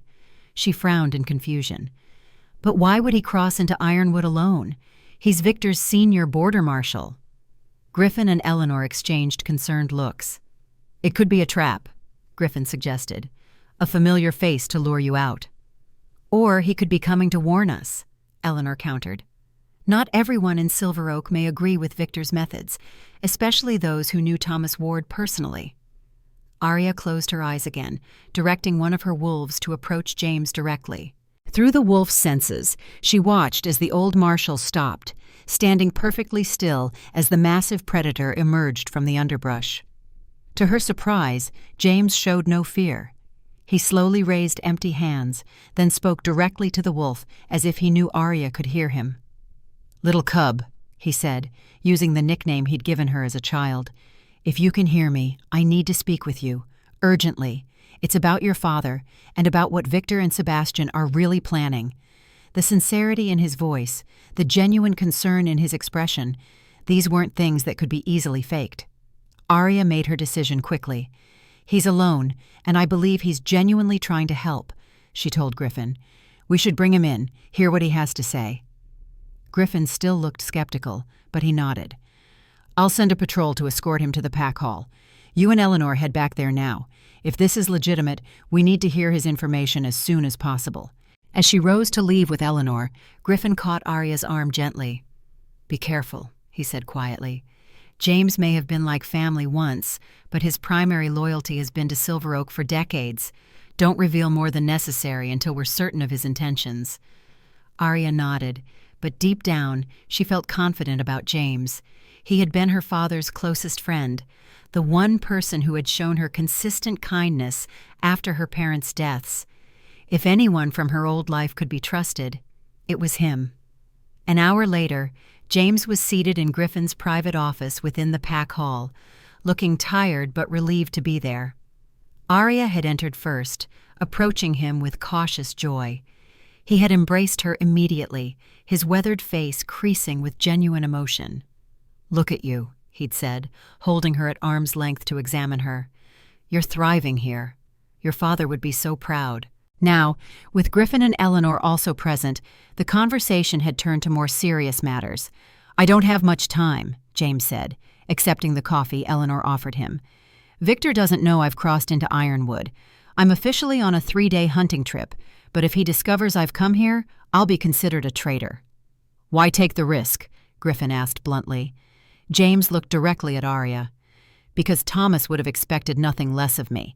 He entrusted his daughter's safety to me before he died, and I've already failed that trust once by not protecting her from Victor's rejection." His expression hardened. "I won't fail again, especially now that I understand what's really happening." "And what is really happening, Marshal Blackwood?" Eleanor prompted. James took a deep breath.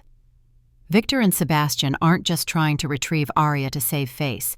They know what she is, a wolf speaker, or at least they strongly suspect it." Arya exchanged alarmed glances with Griffin and Eleanor. "How?" she asked. "How could they possibly know?" "Because your father told Victor years ago," James replied grimly. "Not everything, but enough. When you first presented as an Omega who couldn't shift, Thomas recognized the signs. He'd been keeping journals, family histories passed down through generations, that described wolf speakers and their abilities. He approached Victor privately, explained that you might have a rare, valuable gift rather than a defect." James's expression darkened with old anger.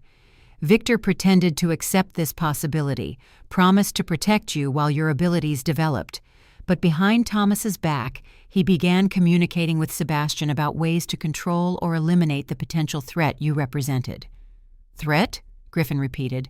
"Why would they see a wolf speaker as a threat rather than an asset?" "Because wolf speakers represent change," Eleanor interjected, understanding dawning in her aged eyes. "And to traditionalists like Victor and Sebastian, change is inherently threatening. A wolf speaker could bridge the gap between shifters and wild wolves, potentially altering territorial balances that have existed for centuries." James nodded. "Exactly. Victor has maintained his power through rigid adherence to tradition and clear hierarchies. Anything that might disrupt that order is a threat to his authority." He turned back to Arya. "Your father began to suspect Victor's true intentions shortly before his death. That border dispute where he and your mother were killed, I've never believed it was an accident." Arya felt as if the floor had dropped out from under her. "Are you saying Victor had my parents killed?" "I can't prove it," James said heavily. "But the timing was suspicious. Thomas had just confronted Victor about secretly meeting with Sebastian, accusing him of plotting against Silver Oak's interests. 3 days later, Thomas and your mother were dead, supposedly killed defending a border that shouldn't have been under threat in the first place. Griffin's expression had turned dangerously still, and now Victor and Sebastian are moving against Arya directly. Yes, James confirmed. After your wolves drove Sebastian's team back, they've accelerated their plans. They're gathering allies, preparing for a more direct approach. Sebastian has convinced several other traditional packs that wolf speakers represent an existential threat to the current pack order. He leaned forward intently. But there's more. They're not just planning to capture or eliminate Arya.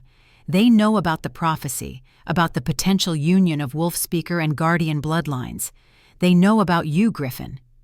This revelation sent a jolt through the room. Griffin's face showed genuine surprise. Clearly he hadn't anticipated that their enemies would have knowledge of such obscure pack lore. How could they possibly know that? Eleanor demanded. The connection between guardian bloodlines and my grandson has been kept absolutely secret, known only to a handful of Ironwood elders. James shook his head wearily. I don't know the source of their information, only that they believe Griffin carries guardian blood, and that he and Arya together might somehow threaten their power. That's why Sebastian attempted the covert operation rather than a direct challenge. They want to eliminate the possibility before it can materialize. Arya found herself meeting Griffin's gaze across the room, both of them processing the implications.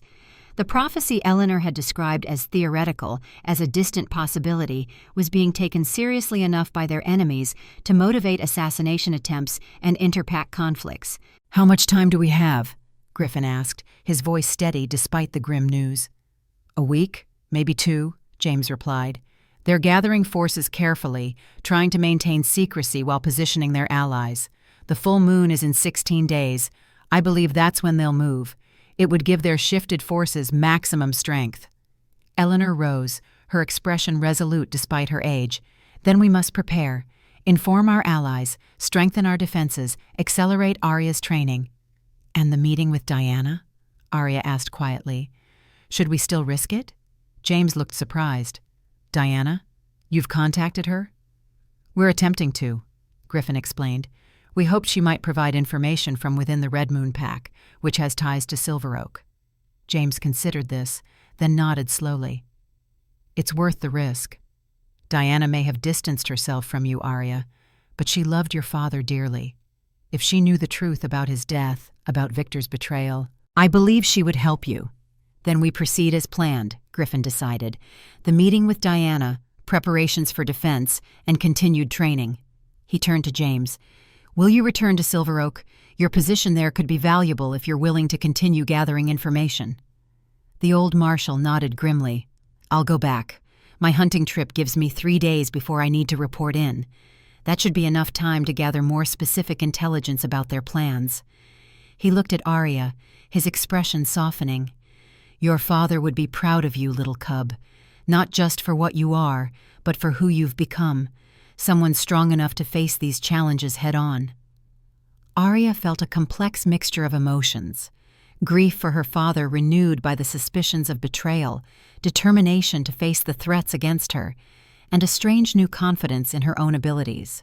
Whatever came next, she would meet it not as the rejected Omega from Silver Oak, but as Arya Ward, wolf speaker, and daughter of Thomas Ward, a legacy she was only now beginning to fully understand.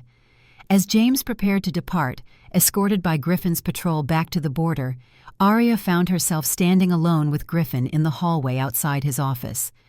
Well, she said quietly, it seems our theoretical connection has become a very practical problem.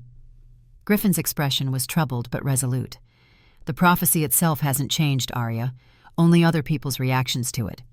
He hesitated, then added, whatever Victor and Sebastian may believe, you and I will determine our own path forward. Not tradition, not prophecy, and certainly not the threats of those who fear change. Arya studied him, struck by the quiet conviction in his voice. You really believe that, don't you? That we have a choice, despite all this talk of destiny and ancient bloodlines? I have to, Griffin replied simply. because a future determined solely by the past isn't a future worth fighting for. He met her gaze directly. Whatever happens between us, whether we fulfill this prophecy or forge an entirely different path, it should be our decision, based on who we are now, not who our ancestors were centuries ago. Something shifted in Arya's perception of the Ironwood Alpha in that moment. Beneath the careful control and strategic thinking, Griffin had a core belief in personal agency that resonated deeply with her own values. Despite everything fate seemed to be pushing them toward, he was offering her the one thing she'd never truly had before, a genuine choice about her own destiny. "Thank you for that," she said softly. "It means more than you know."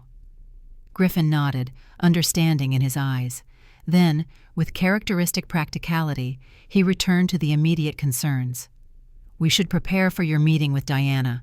If James is right about the timeline, we'll need every advantage we can gather."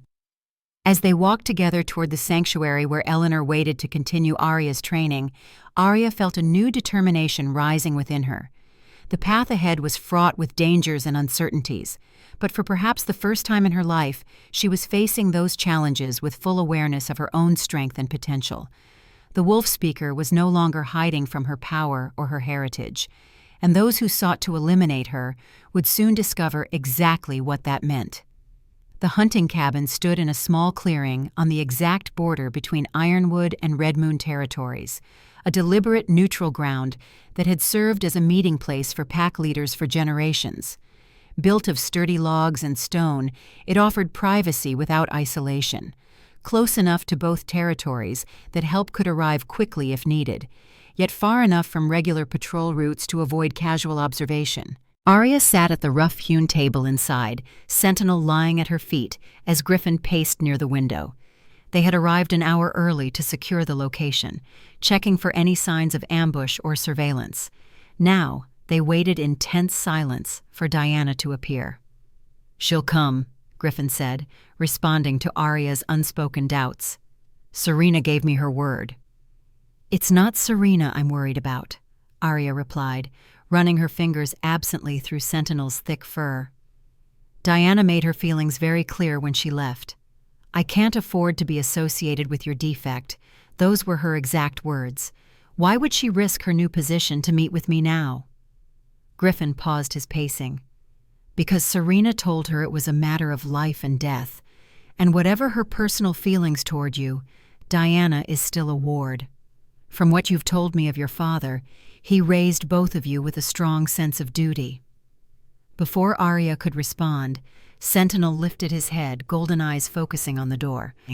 Through their bond, she sensed what he had detected: two people approaching from the east, one with a familiar scent that triggered complex emotions in Arya's mind. "They're here," she said, straightening. "Diana and Serena." Griffin moved to stand beside her, a subtle gesture of support that Arya appreciated more than she would admit. Despite 3 days of preparation for this moment, she found her heart racing, palms damp with nervous anticipation. The door opened, and 2 women entered. Alpha Serena came first, a tall, athletic woman in her 40s with streaks of silver in her dark hair and the confident bearing of someone comfortable with authority. Behind her, more hesitant, was Diana. Arya's breath caught. 2 years had changed her sister. The girl who had left was gone, replaced by a poised young woman whose elegant clothing and carefully styled hair spoke of her elevated status in her new pack. But underneath the polished exterior, Arya could see tension in Diana's shoulders, wariness in her eyes, as they fell first on Griffin, then on Sentinel, and finally, reluctantly, on Arya herself. "Alpha Griffin," Serena said formally, inclining her head in greeting. "Thank you for respecting our arrangement. As agreed, I've brought Diana here privately, with no one else aware of this meeting." Griffin returned the gesture of respect. "Thank you for your discretion, Alpha Serena. This matter is indeed sensitive, as you'll soon understand." Serena turned to Diana. "I'll wait outside to give you privacy. Take as much time as you need." With a final nod to Griffin, she withdrew, closing the door behind her. For a long moment, the sisters stared at each other in silence. Diana's gaze kept drifting to Sentinel, disbelief evident in her expression. "That's a wild wolf," she finally said, her voice barely above a whisper. "A fully wild wolf, sitting calmly at your feet. How is that possible?" Arya took a deep breath. "That's part of what I need to explain to you, Diana. Please, sit down. What I'm about to tell you will change everything you thought you knew about me, about our family." Warily, Diana took a seat across the table, keeping a careful distance from Sentinel. "Serena said it was urgent, that you were in danger." "I am," Arya confirmed. "And potentially so are you. But before I explain that part, there's something you need to understand about why I was really rejected from Silver Oak." Over the next half hour, Arya told her sister everything, about being a wolf speaker, about their father's guardian bloodline, about the prophecy and the threat from Victor and Sebastian. As she spoke, Diana's expression shifted from skepticism to shock to something approaching wonder, especially when Arya demonstrated her bond with Sentinel, having the massive wolf respond to unspoken commands. "This is—" Diana struggled for words. "Incredible. Impossible. I always thought you were just broken. That's what everyone said. What Victor said."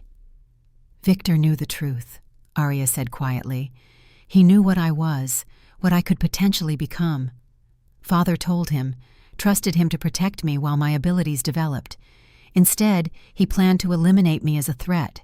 And Diana, James believes he may have been responsible for our parents' deaths." Diana paled. "No, that's not possible. Father was Victor's most trusted marshal. Father was starting to question Victor's secret meetings with Sebastian. 3 days later, he and Mother were dead in a border dispute that shouldn't have happened." Arya leaned forward intently. "Think about it, Diana. Doesn't it seem strange that our parents, two of the most skilled fighters in the pack, both died in what was supposed to be a minor skirmish? That no one else was seriously injured?" Doubt flickered across Diana's face. I never thought about it that way. I was so young, and afterward everyone just said it was a tragedy, an accident." "Because that's what Victor wanted everyone to believe," Griffin interjected gently. "Questions about an alpha's decisions are rarely tolerated in traditional packs." Diana fell silent, her gaze dropping to her hands clasped tightly on the table. When she looked up again, there were tears in her eyes, but also a hardening resolve. "What do you need from me? Why reveal all this now?" "Victor and Sebastian are planning to move against Ironwood, against me and Griffin specifically," Arya explained. "They see us as a threat to their power, to the traditional order of things. They're gathering allies, preparing for an attack, possibly during the next full moon. We need information. Who's involved, what exactly they're planning, when they'll move." "And you think I can get this information?" Diana asked skeptically. "I'm just a Beta's wife in the Red Moon Pack. I'm not privy to Alpha-level discussions." "But your husband is," Griffin pointed out. "As Beta, he would be involved in any alliance discussions between Red Moon and Silver Oak, and people often speak more freely at home than they do in formal settings." Diana's expression grew troubled. "You're asking me to spy on my husband, on my pack." "I'm asking you to help prevent a war," Arya countered, "and to help find justice for our parents. If Victor really was responsible for their deaths, don't you want him held accountable?" For several long moments, Diana was silent, internal conflict evident in her expression. Arya could almost see the calculation happening, weighing loyalty to her husband, an adopted pack against the pull of blood ties and the shocking revelations about their parents' deaths. Finally, Diana looked up, determination hardening her features. "I'll help you. Not just for you, Arya, or even for our parents, but because if what you're saying is true, Victor betrayed our entire pack by putting his own power above Silver Oak's true interests." She straightened her shoulders. "What exactly do you need to know?" Relief washed through Arya. Despite their estrangement, despite Diana's previous rejection, the sister she remembered, brave, principled, loyal to family, was still there underneath the polished exterior. "Everything you can safely discover," Griffin answered. Specifically, which packs have allied with Victor and Sebastian, their planned timing and approach, any weaknesses we might exploit. And one more thing, Arya added. See if you can find out anything about our father's journals. James mentioned that father kept family records that referenced wolf speakers and guardians. If Victor took those after his death, they might contain information that could help us. Diana nodded, her expression now focused and resolute. I'll do what I can. My husband trusts me completely. He won't suspect I'm listening for specific information. A hint of guilt crossed her features, then was replaced by determination. I can probably report back in 3 days. Serena has invited me to accompany her on a supply run to the neutral trading post. We could meet there. Perfect, Griffin agreed. We'll arrange to be there as well, make it seem like a coincidental meeting. As they worked out the details, Arya noticed a subtle shift in Diana's demeanor toward her, the wariness giving way to a cautious respect, perhaps even a rekindling of the sisterly bond they'd once shared. When they finally rose to leave, Diana hesitated, then stepped forward and embraced Arya tightly. I'm sorry, she whispered, for believing the lies, for abandoning you when you needed family the most. Arya returned the embrace, emotions threatening to overwhelm her. You didn't know. None of us did. Not completely. Diana pulled back, wiping away a stray tear. Father would be so proud of you, of what you've become. She glanced at Sentinel, then at Griffin. And I think he would approve of your new pack as well. With those words hanging in the air, Diana departed with Serena, leaving Arya to consider the complex emotions stirred by this unexpected reconciliation. Whatever came next, she was no longer entirely alone in the world. Her sister, her blood, was once again on her side. The days following the meeting with Diana were filled with intense preparation. Griffin called together his senior pack members, sharing enough information to prepare them for potential conflict without revealing the full truth about Arya's abilities or the prophecy. Patrols were doubled along the borders, defensive positions established, evacuation plans created for the most vulnerable pack members. Eleanor, meanwhile, accelerated Arya's training to an almost punishing pace. They focused particularly on the most advanced wolf speaker abilities, those that might prove decisive in a direct confrontation. Arya learned to extend her consciousness through multiple wolves simultaneously, creating a network of awareness that could cover miles of territory. She practiced channeling wolf traits not just for enhanced senses, but for combat advantages. The lightning reflexes, the preternatural awareness of openings and weaknesses, the instinctive understanding of pack tactics. Most challenging of all was what Eleanor called the merger, a temporary but complete melding of consciousness with Sentinel that allowed Arya to manifest aspects of wolf form while remaining physically human. The first successful attempt had been both exhilarating and terrifying. Arya had felt her body change, not shifting in the way of normal werewolves, but adapting in more subtle ways. Her eyes had taken on the golden glow of a wolf's, her teeth had sharpened, her muscles had reconfigured for explosive power and speed. The ancient texts describe this as the ultimate expression of the wolf speaker gift, Eleanor explained, after Arya had recovered from the exhaustion of her first merger. Not merely communicating with wolves or borrowing their senses, but becoming something between, neither fully human nor fully wolf, but a perfect synthesis of both. Griffin had witnessed this transformation, his expression a mixture of awe and concern. How dangerous is this technique? He'd asked Eleanor bluntly. For Arya, I mean. The old woman's hesitation had been answer enough. There are risks, she admitted. The longer the merger is maintained, the more difficult it becomes to separate the consciousnesses again. The records mention wolf speakers who held the merger too long and lost themselves, their human identities subsumed by the wolf. Despite these warnings, Arya continued to practice, gradually extending the duration of each merger while maintaining firm control of her own identity. The power it offered was too valuable to ignore, especially with the threat of attack growing closer each day. 3 days after the meeting with Diana, Arya and Griffin made their way to the neutral trading post, a bustling marketplace where members of different packs could gather without territorial concerns.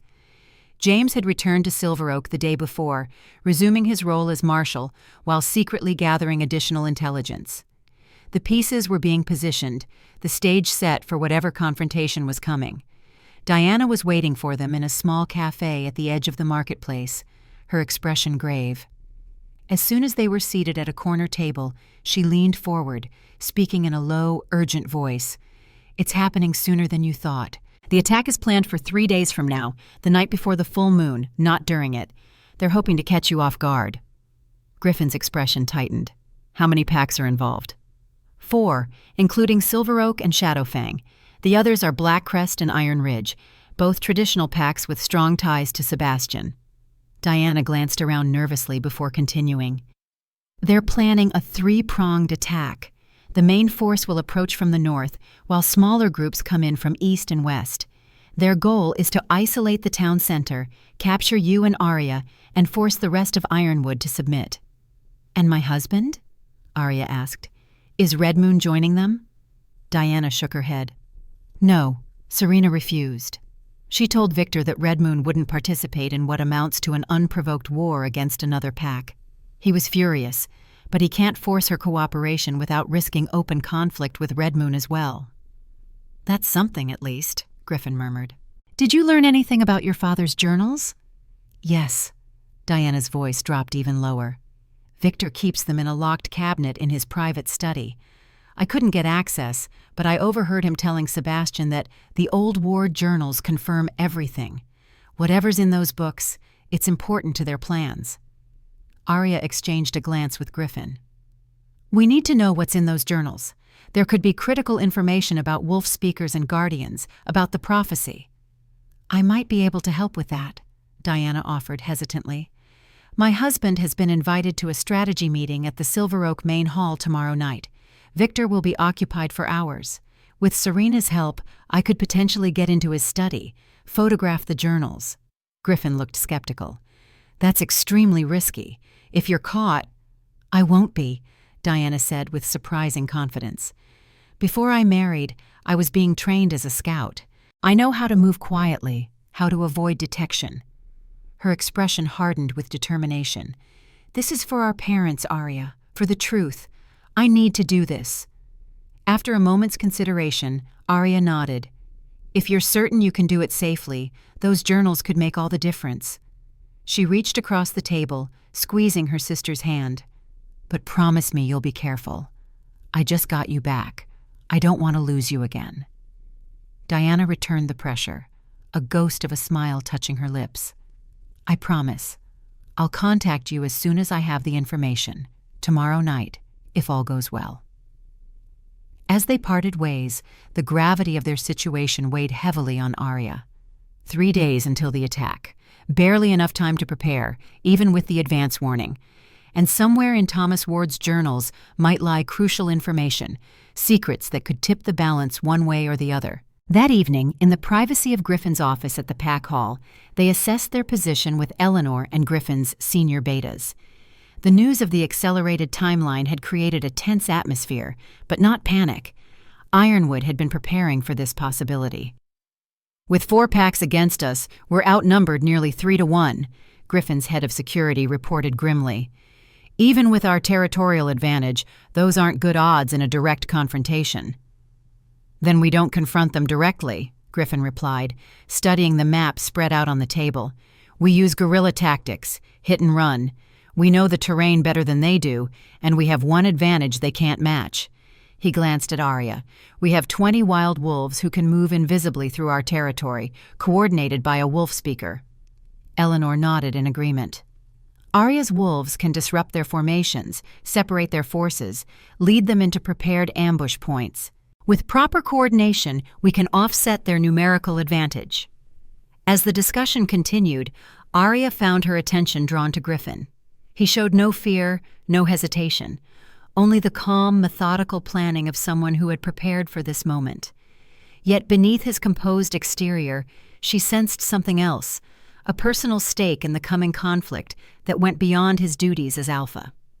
Later, as the meeting concluded and the others filed out, Arya remained behind with Griffin and Eleanor. "There's something you're not saying," she observed quietly once they were alone. "Something about this conflict that's personal for you." Griffin's gaze met hers, surprise flickering briefly across his features before he masked it. "What makes you think that?" "I've spent weeks learning to read subtle cues from wolves, body language, micro-expressions, changes in scent. Humans aren't so different." She held his gaze steadily. "This isn't just about pack politics for you, is it?" After a long moment, Griffin sighed, some of his careful composure slipping. "No, it's not." He moved to the window, looking out at the town he was responsible for protecting. "Sebastian and I have history, personal history." "He killed someone close to you," Arya guessed, reading the tension in his shoulders. Griffin turned back, surprise evident now. "How did you know?" "Because I recognize that particular kind of anger. It's the same way James looks when he speaks about what happened to my parents." Griffin exchanged a glance with Eleanor, who nodded slightly, encouragement in her aged eyes. "It was my wife," he said quietly. "Kate, 5 years ago. She was investigating rumors that Sebastian was conducting illegal experiments on shifted wolves, trying to enhance their abilities through some kind of chemical means." His expression darkened with old pain. "Her body was found on our southern border, made to look like a hunting accident. But I knew, we all knew, it was Sebastian's work. He'd discovered she was gathering evidence against him." "I'm sorry," Arya said softly. "I didn't know you were married." "It's not something I talk about often." Griffin's voice was controlled, but Arya could sense the deep well of grief beneath the surface. "We never had formal proof of Sebastian's involvement, nothing that would justify pack sanctions or human law enforcement. But Kate's research disappeared along with her life." Eleanor spoke up, her voice gentle but firm. "Which is why, Arya, we must be extremely cautious in the coming days. Sebastian doesn't just want power. He wants revenge against those he believes have interfered with his plans. He is calculating, patient, and utterly without scruples." Arya absorbed this new information, understanding now why Griffin had been so willing to risk interpack conflict to protect her. It wasn't just about the prophecy or abstract pack politics. It was about preventing Sebastian from claiming another victim, from continuing a pattern of eliminating those who threatened his ambitions. "All the more reason to discover what's in my father's journals," Arya said. "If Sebastian and Victor are using them to plan their attack, we need to know what they know." "Agreed," Griffin said, his professional demeanor reasserting itself. "But until Diana delivers that information, we proceed with the preparations we've already discussed. Every member of Ironwood needs to be ready for what's coming." The following day passed in a blur of activity. The entire pack was mobilized, warriors training, civilians preparing emergency supplies, medical teams organizing field stations. Arya spent hours with her wolves, using their bond to familiarize them with the defensive positions, the planned ambush points, the escape routes that might need to be protected. By evening, an electric tension had settled over Ironwood, the calm before an inevitable storm. Arya waited in the sanctuary with Eleanor and Griffin, all three of them watching the clock as the hour of Diana's mission to infiltrate Victor's study approached. Through her connection with Sentinel, Arya monitored her wolves patrolling the borders, alert for any sign of early movement from their enemies. So far, all was quiet, but the stillness felt deceptive, pregnant with looming conflict. "She should have reached Silver Oak by now," Arya said, breaking the tense silence. "The strategy meeting would have started 20 minutes ago." Griffin nodded, his expression betraying nothing of his inner thoughts. "Serena will ensure she has the opportunity. All we can do now is wait." The minutes crawled by with agonizing slowness. Eleanor busied herself organizing reference materials they might need once they had access to the journal information. Griffin reviewed defensive plans for what seemed like the 100th time. Arya found herself pacing, unable to settle, her connection with the wolves heightened by her anxiety. Then, just as the tension was becoming unbearable, Arya's phone vibrated with an incoming text. A single line from Diana. "Got them. Meeting at cabin in 1 hour." Relief washed through the room. "She did it," Arya announced, showing them the message. She got the journal information. The hunting cabin would be safest, Griffin agreed. Neutral ground, easy to secure. He was already reaching for his jacket. We should leave immediately. The journey to the border cabin seemed to take forever, though in reality, it was less than 30 minutes. Arya rode with Griffin in his SUV, Sentinel and 2 other wolves running alongside through the forest, acting as both escort and advance scouts. The night was clear and cold, the waning moon providing just enough light to navigate by without making them overly visible. When they arrived, the cabin appeared empty, but Arya could sense Diana's presence inside through Sentinel's heightened awareness. Griffin approached cautiously, checking for any signs of surveillance or ambush before signaling that it was safe to enter. Diana was waiting for them, her face pale with tension, but her eyes bright with triumph. As soon as the door closed behind them, she pulled out her phone. "I managed to photograph every page," she said without preamble. "There are 3 journals in total, spanning about 30 years of Ward family history. I didn't have time to read them thoroughly, but I saw enough to understand why Victor and Sebastian consider them so valuable." She pulled up the photos and handed the phone to Arya. "Start with the entries from 1987. That's where Father began documenting the prophecy in detail." Arya scrolled to the indicated date, Griffin looking over her shoulder. The pages showed their father's neat, precise handwriting, accompanied by sketches of symbols similar to those on her pendant. As they read, the true nature of what they were facing became increasingly clear. "The prophecy isn't just about breaking the curse," Arya said slowly, looking up from the pages. "It's about power.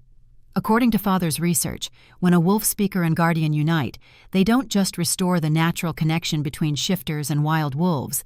They potentially gain the ability to influence all wolves, shifted or wild, within a vast territory." "Control them, you mean?" Griffin asked sharply. "Not exactly. More like inspire absolute loyalty. The journals describe it as the voice of the first pack, a power of command that no wolf can resist because it resonates with the most primal part of their nature." Arya continued reading, her expression growing more troubled. "That's why Victor and Sebastian see us as such a threat. Together we could potentially override their authority over their own packs." Diana nodded grimly. "There's more. Keep reading the entries from 1994. That's when Father started to suspect Victor's true intentions." Arya scrolled forward, finding the entries Diana referenced. As she read, her face paled. Father believed Victor was working with Sebastian on some kind of counter to the prophecy, a way to claim the power of wolf speaker and guardian without actually being either. "Is that even possible?" Griffin asked, looking to Eleanor, who had been reading over Arya's other shoulder. The old woman's expression was grave. "Theoretically, perhaps. The ancient texts mention dark rituals, blood magic that could potentially transfer inherent gifts from one individual to another, but such magic would come at a terrible price." "Sacrifice," Diana said quietly. "That's what Father discovered right before he died. Victor and Sebastian were researching ritual sacrifice, specifically the sacrifice of a wolf speaker and a guardian at the moment their powers were beginning to manifest." Horror washed through Arya as the implications became clear. "They killed our parents because Father was getting too close to the truth, and now they're coming for us because they think Griffin and I are the fulfillment of the prophecy, the ones whose sacrifice would give them the power they want." "That's why they're attacking before the full moon," Griffin realized. "The ritual would need to be performed when our powers are strong, but not at their peak. The night before the full moon would be ideal for their purposes." Diana pulled something else from her pocket, a small, leather-bound book that Arya recognized instantly. "This isn't a photograph. I took a risk and stole this one. It's Father's personal journal from the last year of his life. I thought you should have it." Arya accepted the journal with trembling hands, feeling as though she were receiving a piece of her father himself. "Thank you," she whispered. "This means more than I can say." "There's one last thing you need to know," Diana said, her voice dropping. "They're not just bringing shifters for the attack. Sebastian has developed some kind of drug, a synthetic compound that enhances aggression and strength in shifted wolves while making them more susceptible to control. They're creating berserkers, essentially, wolves with incredible power but no restraint, totally loyal to whoever administers the drug. Griffin cursed under his breath. That must be what Kate discovered before she was killed. Sebastian has been working on this for years. How many of these berserkers will they have? Eleanor asked, her voice sharp with concern. At least 20, maybe more, Diana replied. They're keeping them separated from the main forces until just before the attack. Even their own allies don't fully trust what Sebastian has created. The gravity of this new information settled over them like a physical weight. Their enemies were coming not just with superior numbers, but with chemically enhanced warriors, driven by a dark purpose that went beyond territorial ambition or political power. We need to rethink our entire defense strategy, Griffin said, already pulling out his phone to contact his security team. Regular tactics won't work against berserkers. As he stepped away to make the call, Eleanor turned to Diana. You've taken extraordinary risks to bring us this information. Thank you. Diana glanced at Arya, a flicker of the old sisterly affection in her eyes. Family protects family. Father taught us that much at least. What will you do now? Arya asked. You can't go back to Red Moon, not after taking the journal. They'll know it was you. Serena has arranged for me to stay with allies of hers in the city until this is over. My husband— Diana's voice faltered slightly before steadying again. My husband will have to make his own choices when the time comes. For now, my place is helping you and Ironwood prepare for what's coming. As Griffin rejoined them, his expression was grim but determined. We're accelerating everything. The entire pack will be on high alert starting immediately. He turned to Arya. The information you've gained from your father's journals changes things. We were preparing for a territorial conflict, but what we're facing is something much darker. A ritual sacrifice, Arya said quietly, with us as the intended victims. Which means our original defensive strategy won't be sufficient, Griffin continued. They won't stop until they've captured us specifically. The rest of the pack, the territory, those are secondary considerations for them. Then we need to change the terms of engagement, Eleanor said firmly. Instead of waiting for them to come to us, divided into 3 forces, we need to draw them to a single location of our choosing, somewhere we can control the battlefield. And we need a way to counter the berserkers, Diana added. Regular wolves, even highly trained shifters, won't stand a chance against that kind of enhanced strength and aggression. Arya had been silent, processing everything they'd learned, but now she spoke with quiet certainty. I know how we can do both. She met Griffin's gaze directly. The merger. If I can fully merge with Sentinel and the pack at the critical moment, I might be able to counter whatever control Sebastian has over the berserkers. And if the legends in my father's journal are correct, if Griffin and I combine our bloodline gifts— The voice of the first pack, Griffin finished, a power that could potentially override Sebastian's chemical control. Eleanor looked troubled. The merger is already dangerous, Arya. Attempting it on that scale, in the middle of battle, while trying to coordinate with Griffin's guardian abilities that haven't even fully manifested yet, the risk would be enormous. So is the alternative, Arya countered. If we do nothing, Sebastian and Victor will sacrifice us and gain the very power we're afraid to use ourselves. At least this way, we're choosing how and when to confront them. A heavy silence fell as they all considered the implications of what she was proposing. Finally, Griffin spoke, his voice quiet but resolute. Eleanor, you've studied the ancient texts more thoroughly than anyone. Is what Arya's suggesting actually possible? Could we combine our bloodline gifts effectively? The old woman sighed, the weight of her years showing in her expression. Theoretically, yes.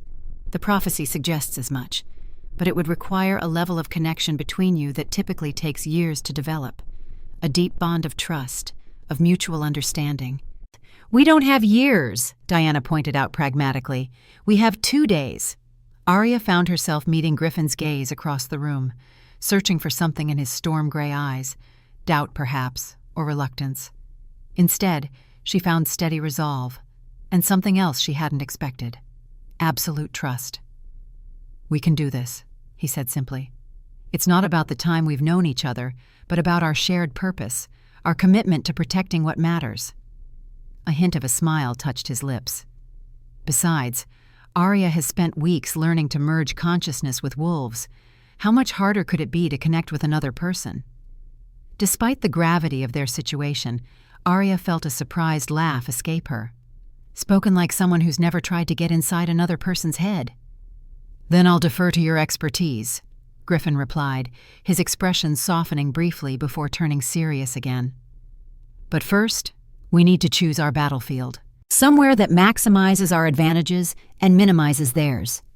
They gathered around the map Diana had brought, studying the terrain between Ironwood and the approaching forces. After careful consideration, they identified a location that seemed ideal. A valley about 5 miles from the town, surrounded by ridges that would allow Arya's wolves to move unseen, with a central clearing large enough for a confrontation, but small enough to negate some of the enemy's numerical advantage.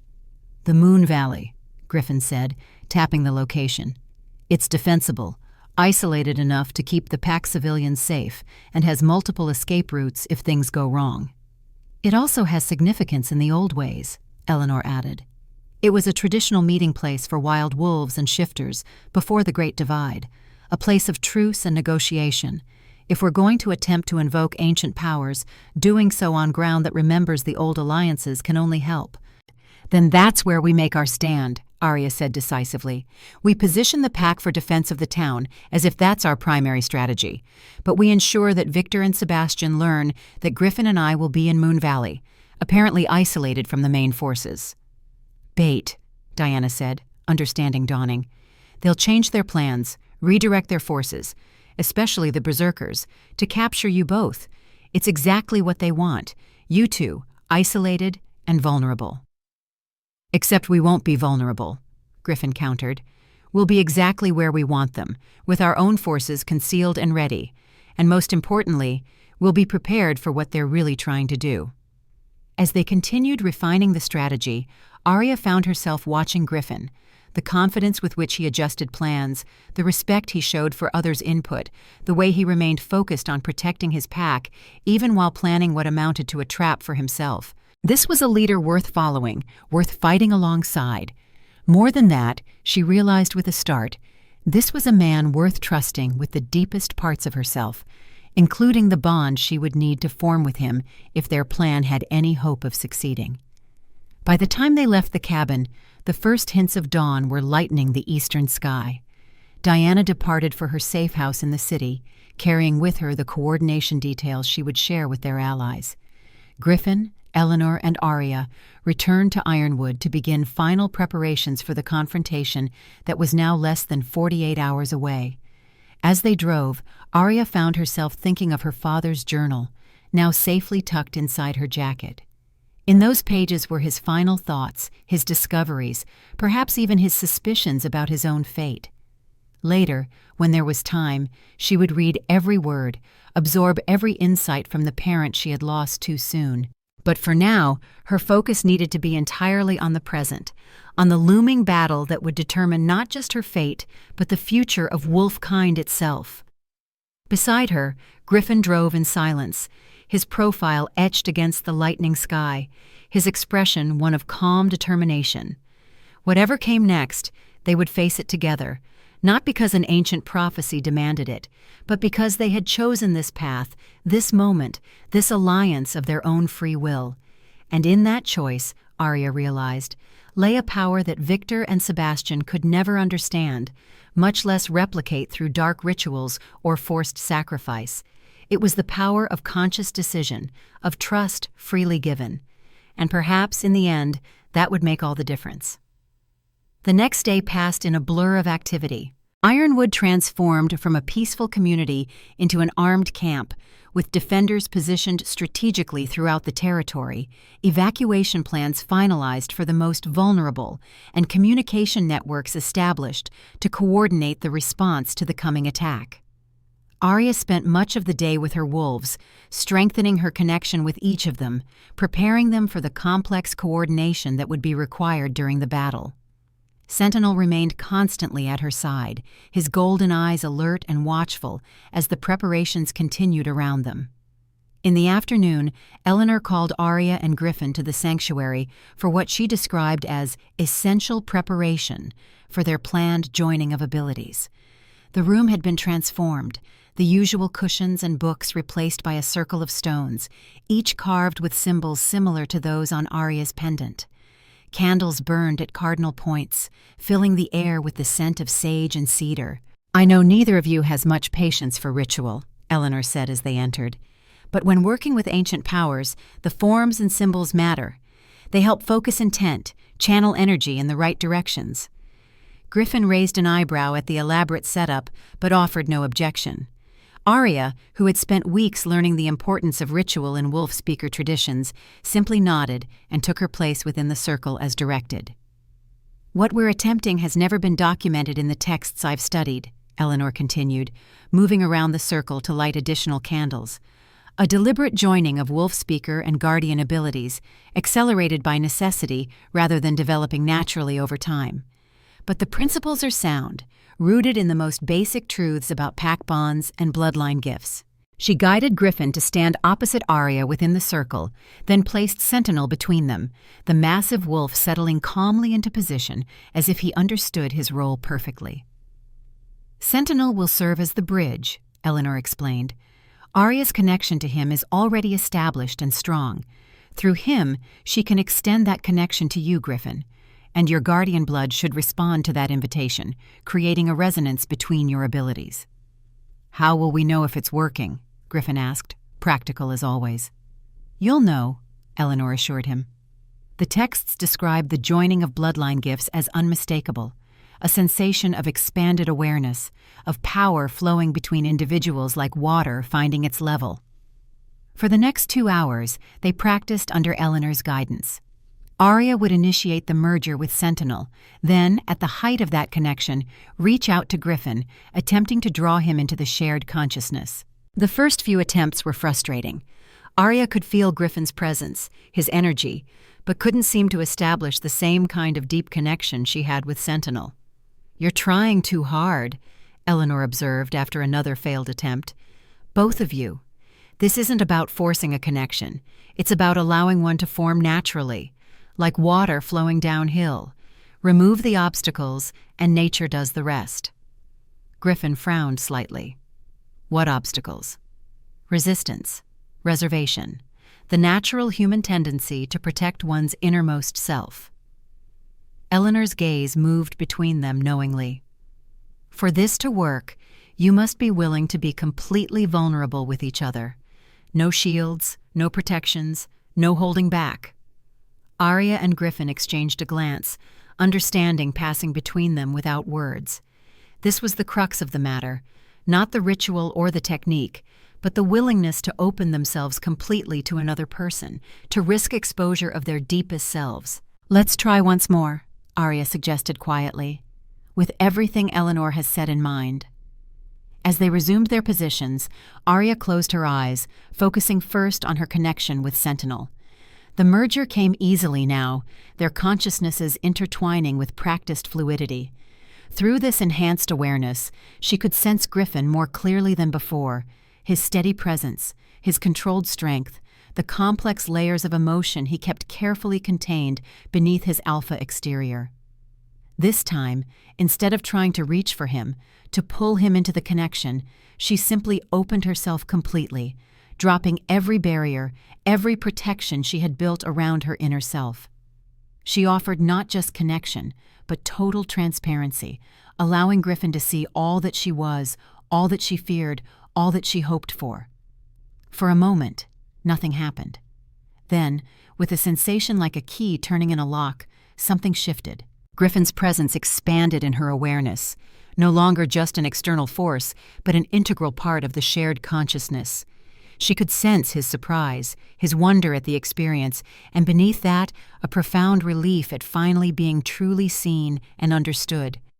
The connection deepened, strengthened, until it was difficult to determine where her consciousness ended and his began. Through their joined awareness, the world around them took on new dimensions. the territory of Ironwood spreading out in their perception like a living map, every wolf within it, shifted or wild, glowing like stars in a constellation of pack bonds. And more than that, they could sense the approaching threat. The dark presence of Sebastian's forces, the twisted energy of the berserkers, the cold determination of Victor leading his warriors toward a confrontation he believed would grant him unprecedented power. When they finally separated, the sun had set, and Eleanor was watching them with tears in her aged eyes. "You did it," she said softly. "A true joining of bloodline gifts, just as the prophecy foretold." Arya felt simultaneously exhausted and exhilarated, her body trembling slightly from the intensity of the experience. Beside her, Griffin appeared similarly affected, his usual composed expression replaced by one of wonder and new understanding. "Will we be able to recreate this tomorrow?" he asked, his voice rough with emotion. "When it truly matters?" "It will be easier next time," Eleanor assured him. "The pathway has been established. The connection will come more naturally now that you both know how it feels, what to expect." As they left the sanctuary, walking together through the now quiet town, neither Arya nor Griffin spoke immediately. The intimacy of what they had just shared, the complete knowing of another person, had created a bond between them that transcended ordinary relationship definitions. Finally, as they reached the small house where Arya had been staying, Griffin broke the silence. "I never understood before," he said quietly, "what it truly meant to be a wolf speaker. The way you perceive the world, the depth of your connection to Sentinel and the others, it's extraordinary." "And I never understood what it meant to be an alpha," Arya replied. "The weight of responsibility you carry, the constant awareness of every pack member's needs and safety. It's more than authority. It's service, protection." Griffin smiled slightly. "It seems we've learned a great deal about each other." "More than most people learn in years," Arya agreed. She hesitated, then asked the question that had been forming in her mind since they separated from the joined consciousness. "What happens after tomorrow? If we survive, if we succeed in defeating Victor and Sebastian, what then?" Griffin considered the question carefully before answering. "I think that's entirely up to us to decide. Not fate or prophecy or ancient bloodlines, but our own choices, based on who we are and what we want." The simple honesty of his answer resonated with Arya's own feelings on the matter. Whatever connection the prophecy had foretold, whatever power their joined bloodlines might manifest, the human relationship between them would develop according to their own hearts and minds, not predetermined destiny. "One day at a time, then," she said, "starting with surviving tomorrow." Griffin nodded, his expression turning serious again. "Get some rest. Dawn will come quickly, and with it, the culmination of everything we've prepared for." As he turned to go, Arya called after him softly, "Griffin." When he looked back, she continued, "Thank you for seeing me, truly seeing me, and not looking away." Something warm flickered in his storm-gray eyes. "That works both ways, Arya Ward, and it's the easiest promise I've ever made." With those words hanging in the night air between them, he departed, leaving Arya to prepare herself for the battle that would decide not just her fate, but the future of all wolf kind. Dawn broke clear and cold over Ironwood territory. Arya stood at the edge of Moon Valley, watching as the first rays of sunlight illuminated the misty clearing where they would make their stand. Sentinel was at her side, as always, with the rest of her wolves positioned strategically throughout the surrounding ridges, invisible but alert, awaiting her commands. Griffin approached from the direction of the town, accompanied by Eleanor and a small group of his most trusted warriors. They had deliberately kept their fighting force small, wanting to maintain the illusion that Arya and Griffin were relatively unprotected. "The scouts report movement from all three directions," Griffin informed them as he joined Arya. "Victor's forces from the north, Sebastian's from the east, the other allied packs from the west. They've taken the bait. All three groups are converging here rather than continuing toward the town." "And the berserkers?" Arya asked. "With Sebastian as expected. At least 15 of them, possibly more. Griffin hesitated, his expression grim. They're not right, Arya. The scouts described them as wrong wolves, shifted forms that seemed distorted, larger than natural, with a strange dark energy about them. Eleanor shook her head sadly. The price of Sebastian's tampering with the natural order. Those poor souls are being burned from the inside out by whatever compound he's given them. Even if they survive this day, they may never be whole again. Arya felt a pang of sympathy for the berserkers, despite the threat they represented. Like her, they were being used for their abilities, manipulated by those who saw them as tools rather than individuals. Unlike her, they had no choice in the matter. "We should get into position," Griffin said, checking his watch. "Based on their current speed, they'll reach the valley within the hour." The Ironwood warriors dispersed to their assigned locations, concealed among the rocks and trees surrounding the clearing. Eleanor retreated to a protected position where she could observe without being in immediate danger. Arya and Griffin, along with Sentinel, moved to the center of the valley, visible, exposed, the perfect targets. As they waited, Arya found herself reflecting on the strange journey that had brought her to this moment. Barely 2 months ago, she had been exiled from her pack, rejected as defective, certain she would die alone in the wilderness.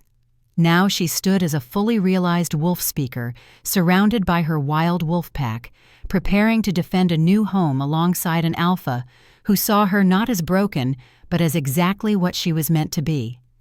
Whatever happened in the coming hours, she would never again doubt her own worth or purpose. "They're here," Griffin said quietly, interrupting her thoughts. Arya extended her awareness through her wolves, sensing what they sensed. From 3 directions, shifters were approaching the valley, some already in wolf form, others still human, all moving with the disciplined precision of warriors prepared for battle. Victor led the northern contingent, his silver-gray wolf form immediately recognizable from Arya's memories of Silver Oak ceremonies. From the east came Sebastian, still in human form, flanked by what could only be the berserkers, massive, distorted wolf shapes with an unnatural darkness clinging to them like shadow made solid. "Remember the plan," Griffin murmured. "We let them think they have the advantage. We let them reveal their true intentions. Only then do we spring the trap." Arya nodded, her hand resting on Sentinel's broad back, drawing strength from his steady presence. Through their bond, she could feel the readiness of her entire wolf pack, positioned to cut off retreat once the enemy forces were fully committed to the valley. The 3 enemy contingents reached the edge of the clearing almost simultaneously, forming a rough semicircle around Arya and Griffin. For a long moment, no one moved, the opposing forces assessing each other in tense silence. Then Victor shifted back to human form, stepping forward with the confident bearing of someone who believes victory is already assured. Sebastian joined him, along with 2 other alphas Arya didn't recognize, presumably the leaders of Blackcrest and Iron Ridge. "Alpha Griffin," Victor called, his voice carrying easily across the clearing. "You've saved us considerable effort by presenting yourself so conveniently. I had expected a more challenging pursuit."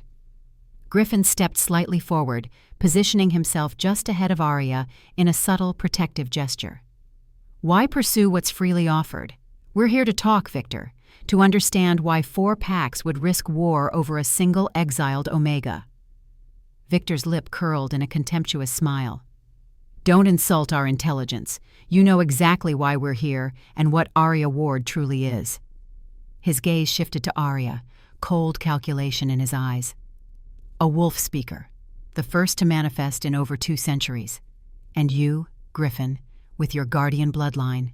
Together, you represent either the greatest threat or the greatest opportunity our kind has seen in generations." "Opportunity," Sebastian interjected, his voice smooth as silk, but with an undercurrent of cruel anticipation. "Let's be precise about our terms. What stands before us is an opportunity to reshape the future of all shifter kind." Griffin's expression remained impassive. "And how exactly do you intend to seize this opportunity, Sebastian? Through forced loyalty? Chemical control?" He gestured toward the berserkers, who remained unnaturally still at their master's side. "Is this your vision for our future? Wolves twisted into weapons, stripped of choice and will?" Sebastian's smile didn't waver, but a dangerous light entered his eyes. "Progress requires sacrifice, Alpha Griffin. Surely a man of your progressive values can appreciate that. The berserkers are merely the first step toward a greater transformation." As this exchange continued, Arya focused on gathering information through her extended awareness. Her wolves were reporting from all sides: force numbers, positions, weaknesses. Most importantly, they confirmed what James had suspected. At the center of Sebastian's group was a makeshift altar, partially concealed but unmistakable in its purpose. The ritual sacrifice wasn't just speculation, it was their explicit intention. Arya shifted her attention to the berserkers, trying to understand what had been done to them. Through her wolves' heightened senses, she could detect something artificial in their scent, a chemical taint that seemed to emanate from specially designed collars around their necks. Control devices, perhaps, or delivery mechanisms for whatever compound Sebastian was using. As she gathered this intelligence, Victor was growing impatient with the verbal sparring. "Enough discussion," he snapped. "You're surrounded and outnumbered. Surrender now, come with us peacefully, and we'll guarantee the safety of your pack. Resist, and Ironwood burns to the ground by nightfall." Griffin appeared to consider this ultimatum, his posture suggesting resignation. "And if we surrender? What exactly do you want from us?" Sebastian stepped forward, his expression suddenly intense. "Your participation in a ceremony, an ancient rite that will redistribute the power of your bloodlines to more worthy vessels, those with the vision to use these gifts properly." "A ritual sacrifice, you mean?" Griffin stated flatly, dropping all pretense. "Cut our throats on your altar and drain our blood to fuel your dark magic." Surprise flashed briefly across Victor's face before he masked it. "You're well informed, but it changes nothing. You have no escape, no reinforcements close enough to intervene. Your choice is simple: come willingly or be taken by force." This was the moment they had been waiting for, the clear statement of intent that justified everything that would follow. Griffin glanced at Arya, a silent question in his eyes. "Are we ready?" Arya nodded imperceptibly, then closed her eyes, initiating the sequence they had planned. First, the merger with Sentinel, their consciousnesses flowing together with practiced ease. Then, through that enhanced awareness, she reached for Griffin, finding the connection they had established the previous day. The joining came more easily this time, their minds linking with a sensation like puzzle pieces clicking into place. Through their merged consciousness, they could sense every aspect of the battlefield: their own concealed forces, the enemy positions, the twisted energy of the berserkers, the dark purpose emanating from the hidden altar. With a single shared thought, they activated the trap. Arya's wolves emerged simultaneously from their hidden positions, cutting off all retreat routes from the valley.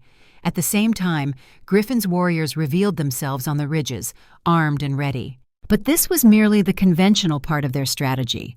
The true power lay in what came next. Together, drawing on their joined bloodline gifts, Arya and Griffin focused on the berserkers.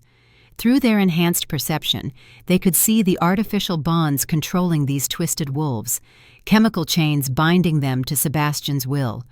Drawing deep on the ancient power their union had awakened, they sent out a different kind of call, not control or domination, but liberation.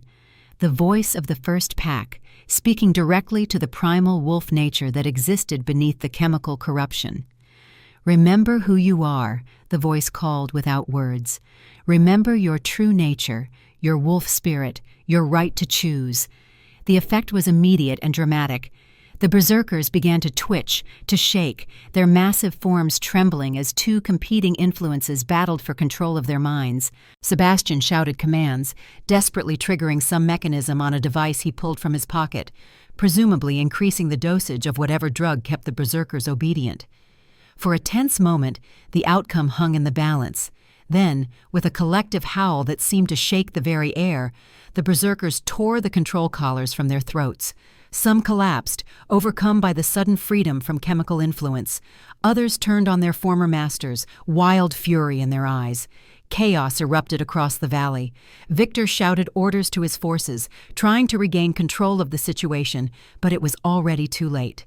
The carefully coordinated attack had dissolved into confused fighting, with some enemy shifters engaging the Ironwood defenders, while others simply tried to escape the valley, only to find their retreat blocked by Arya's wolves.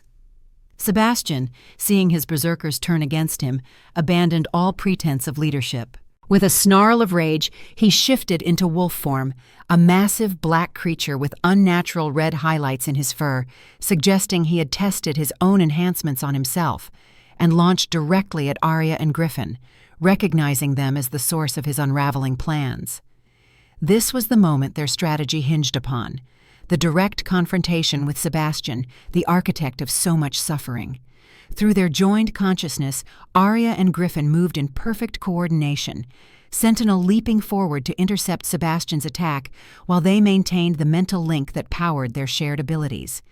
The collision between Sentinel and Sebastian was like thunder, two alpha predators meeting with full force.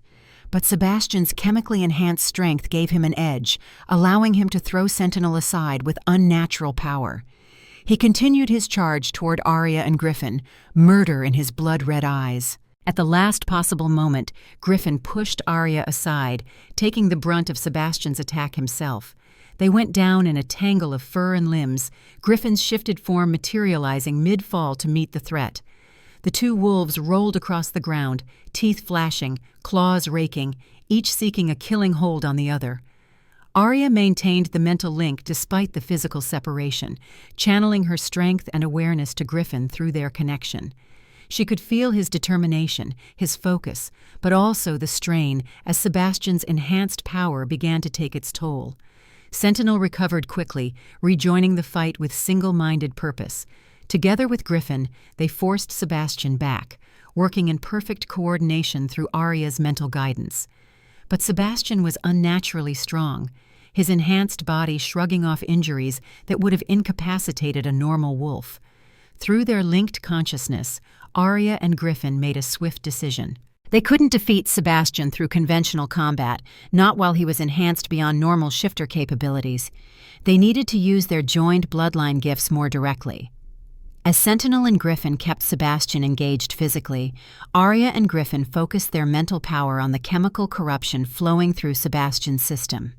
Like they had done with the Berserkers, they sought to disrupt the artificial enhancement, to return him to his natural state where he could be defeated through skill rather than chemical advantage. Sebastian seemed to sense what they were attempting. With a howl of rage, he broke away from the physical confrontation, charging directly at Arya, the more vulnerable target, standing unshifted at the edge of the clearing. But this too had been anticipated. As Sebastian lunged, Arya completed the final stage of the merger with Sentinel.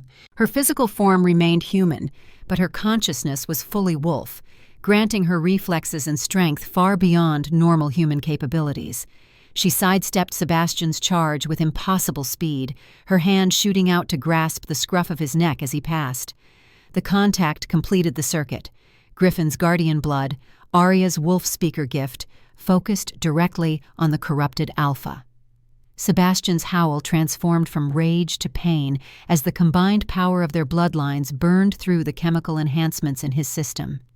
His massive form seemed to ripple, to contract, returning to the natural size of an alpha shifter as the artificial compounds broke down under the purifying influence of ancient magic. In that moment of vulnerability, as Sebastian struggled to adjust to his suddenly normal capabilities, Griffin struck. His jaws closed around the other alpha's throat, not a killing bite, but a dominant one, forcing submission through superior skill and natural strength rather than artificial advantage. Around them, the battle was turning decisively in Ironwood's favor. Without Sebastian's berserkers, without the coordinated leadership the four alphas had planned, the attacking forces were falling into disarray. Some had already surrendered, others were retreating despite the wolves blocking their path, preferring to take their chances with wild wolves rather than continue a losing fight. Victor, seeing the collapse of their carefully laid plans, attempted to rally his forces for a final push, But before he could gain any momentum, a new group of shifters entered the valley from the northern ridge, Red Moon warriors, led by Alpha Serena herself, with Diana visible among them. The arrival of fresh allies, completely unexpected by the attackers, broke what remained of their will to fight. Within minutes, the surrender became general, with only a few isolated pockets of resistance quickly subdued by the combined Ironwood and Red Moon forces. As the fighting died down, Arya and Griffin maintained their mental link, using the voice of the first pack one final time, not to control, but to calm, to soothe the battle fury, to prevent unnecessary bloodshed in the aftermath of victory. Shifters on both sides responded to the primal call, their wolf natures recognizing and respecting the authority of those who spoke with the voice of their oldest ancestors. When it was finally over, when Sebastian and Victor and the other enemy alphas had been secured, when the wounded were being tended and the dead counted, Arya and Griffin gently separated their consciousnesses, returning to their individual perceptions while maintaining a subtle connection between them. The experience had changed them both, in ways they were only beginning to understand. They had seen into the deepest parts of each other, shared strength and purpose and determination in a union more profound than any ordinary bond could achieve. As the sun began to set over Moon Valley, turning the scene of battle into something almost peaceful, Arya found herself standing with Griffin at the edge of the clearing, watching as their allies and friends secured the aftermath of their victory. "What happens now?" she asked quietly. Griffin considered the question, his gaze moving over the valley, taking in all that had occurred. "Justice," he said finally. "Sebastian and Victor will face a council of alphas for their crimes, not just against us, but against all wolfkind. The Berserker program, the attempted ritual sacrifice, the murders of your parents and Kate, all of it will be brought to light." "And the curse?" Arya asked. "The prophecy? Did we fulfill it today? Did we change anything fundamental?" Griffin smiled slightly, the expression softening his features in a way Arya had rarely seen before. "Look around you," he suggested. Arya extended her awareness, sensing the territory through her wolves. What she found surprised her. Throughout the valley, among both the Ironwood defenders and the surrendered attackers, something had changed. The shifted wolves seemed more connected, more attuned to each other, and to the wild wolves still positioned around the perimeter. "The old bonds are reawakening," Eleanor confirmed, approaching them with a look of wonder on her aged face. "Not fully restored yet, but healing. What you accomplished today, the voice of the first pack, the true union of wolf speaker and guardian, it's begun to mend the ancient divisions." "Then the prophecy was real," Arya murmured. "When the wolf speaker returns, the curse will begin to end or become permanent." "You chose to end it," Eleanor said simply. "By using your power to liberate rather than control, to heal rather than harm, you set wolfkind on the path to wholeness again." She smiled, tears glimmering in her eyes. "Your father would be so proud of you both." As Eleanor moved away to help with the wounded, Arya found herself standing close to Griffin, their shoulders almost touching. The connection between them remained, a subtle awareness of each other's presence that felt both new and somehow ancient, as if their souls had recognized each other across centuries of separation. "What about us?" she asked, turning to face him directly.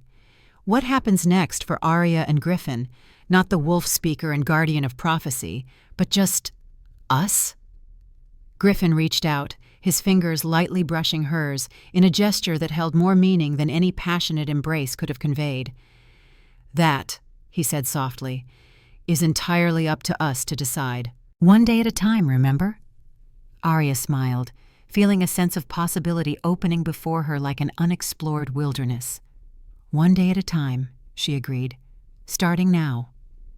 As the stars began to appear overhead, Sentinel approached, pressing his massive head against both of them in a gesture of approval and affection. Around the valley, Arya's wolves lifted their voices in a howl that was quickly joined by the shifted wolves of both Ironwood and Redmoon, a chorus of celebration that echoed through the forest, carrying the message to all who could hear. The ancient bonds were healing, the separation ending.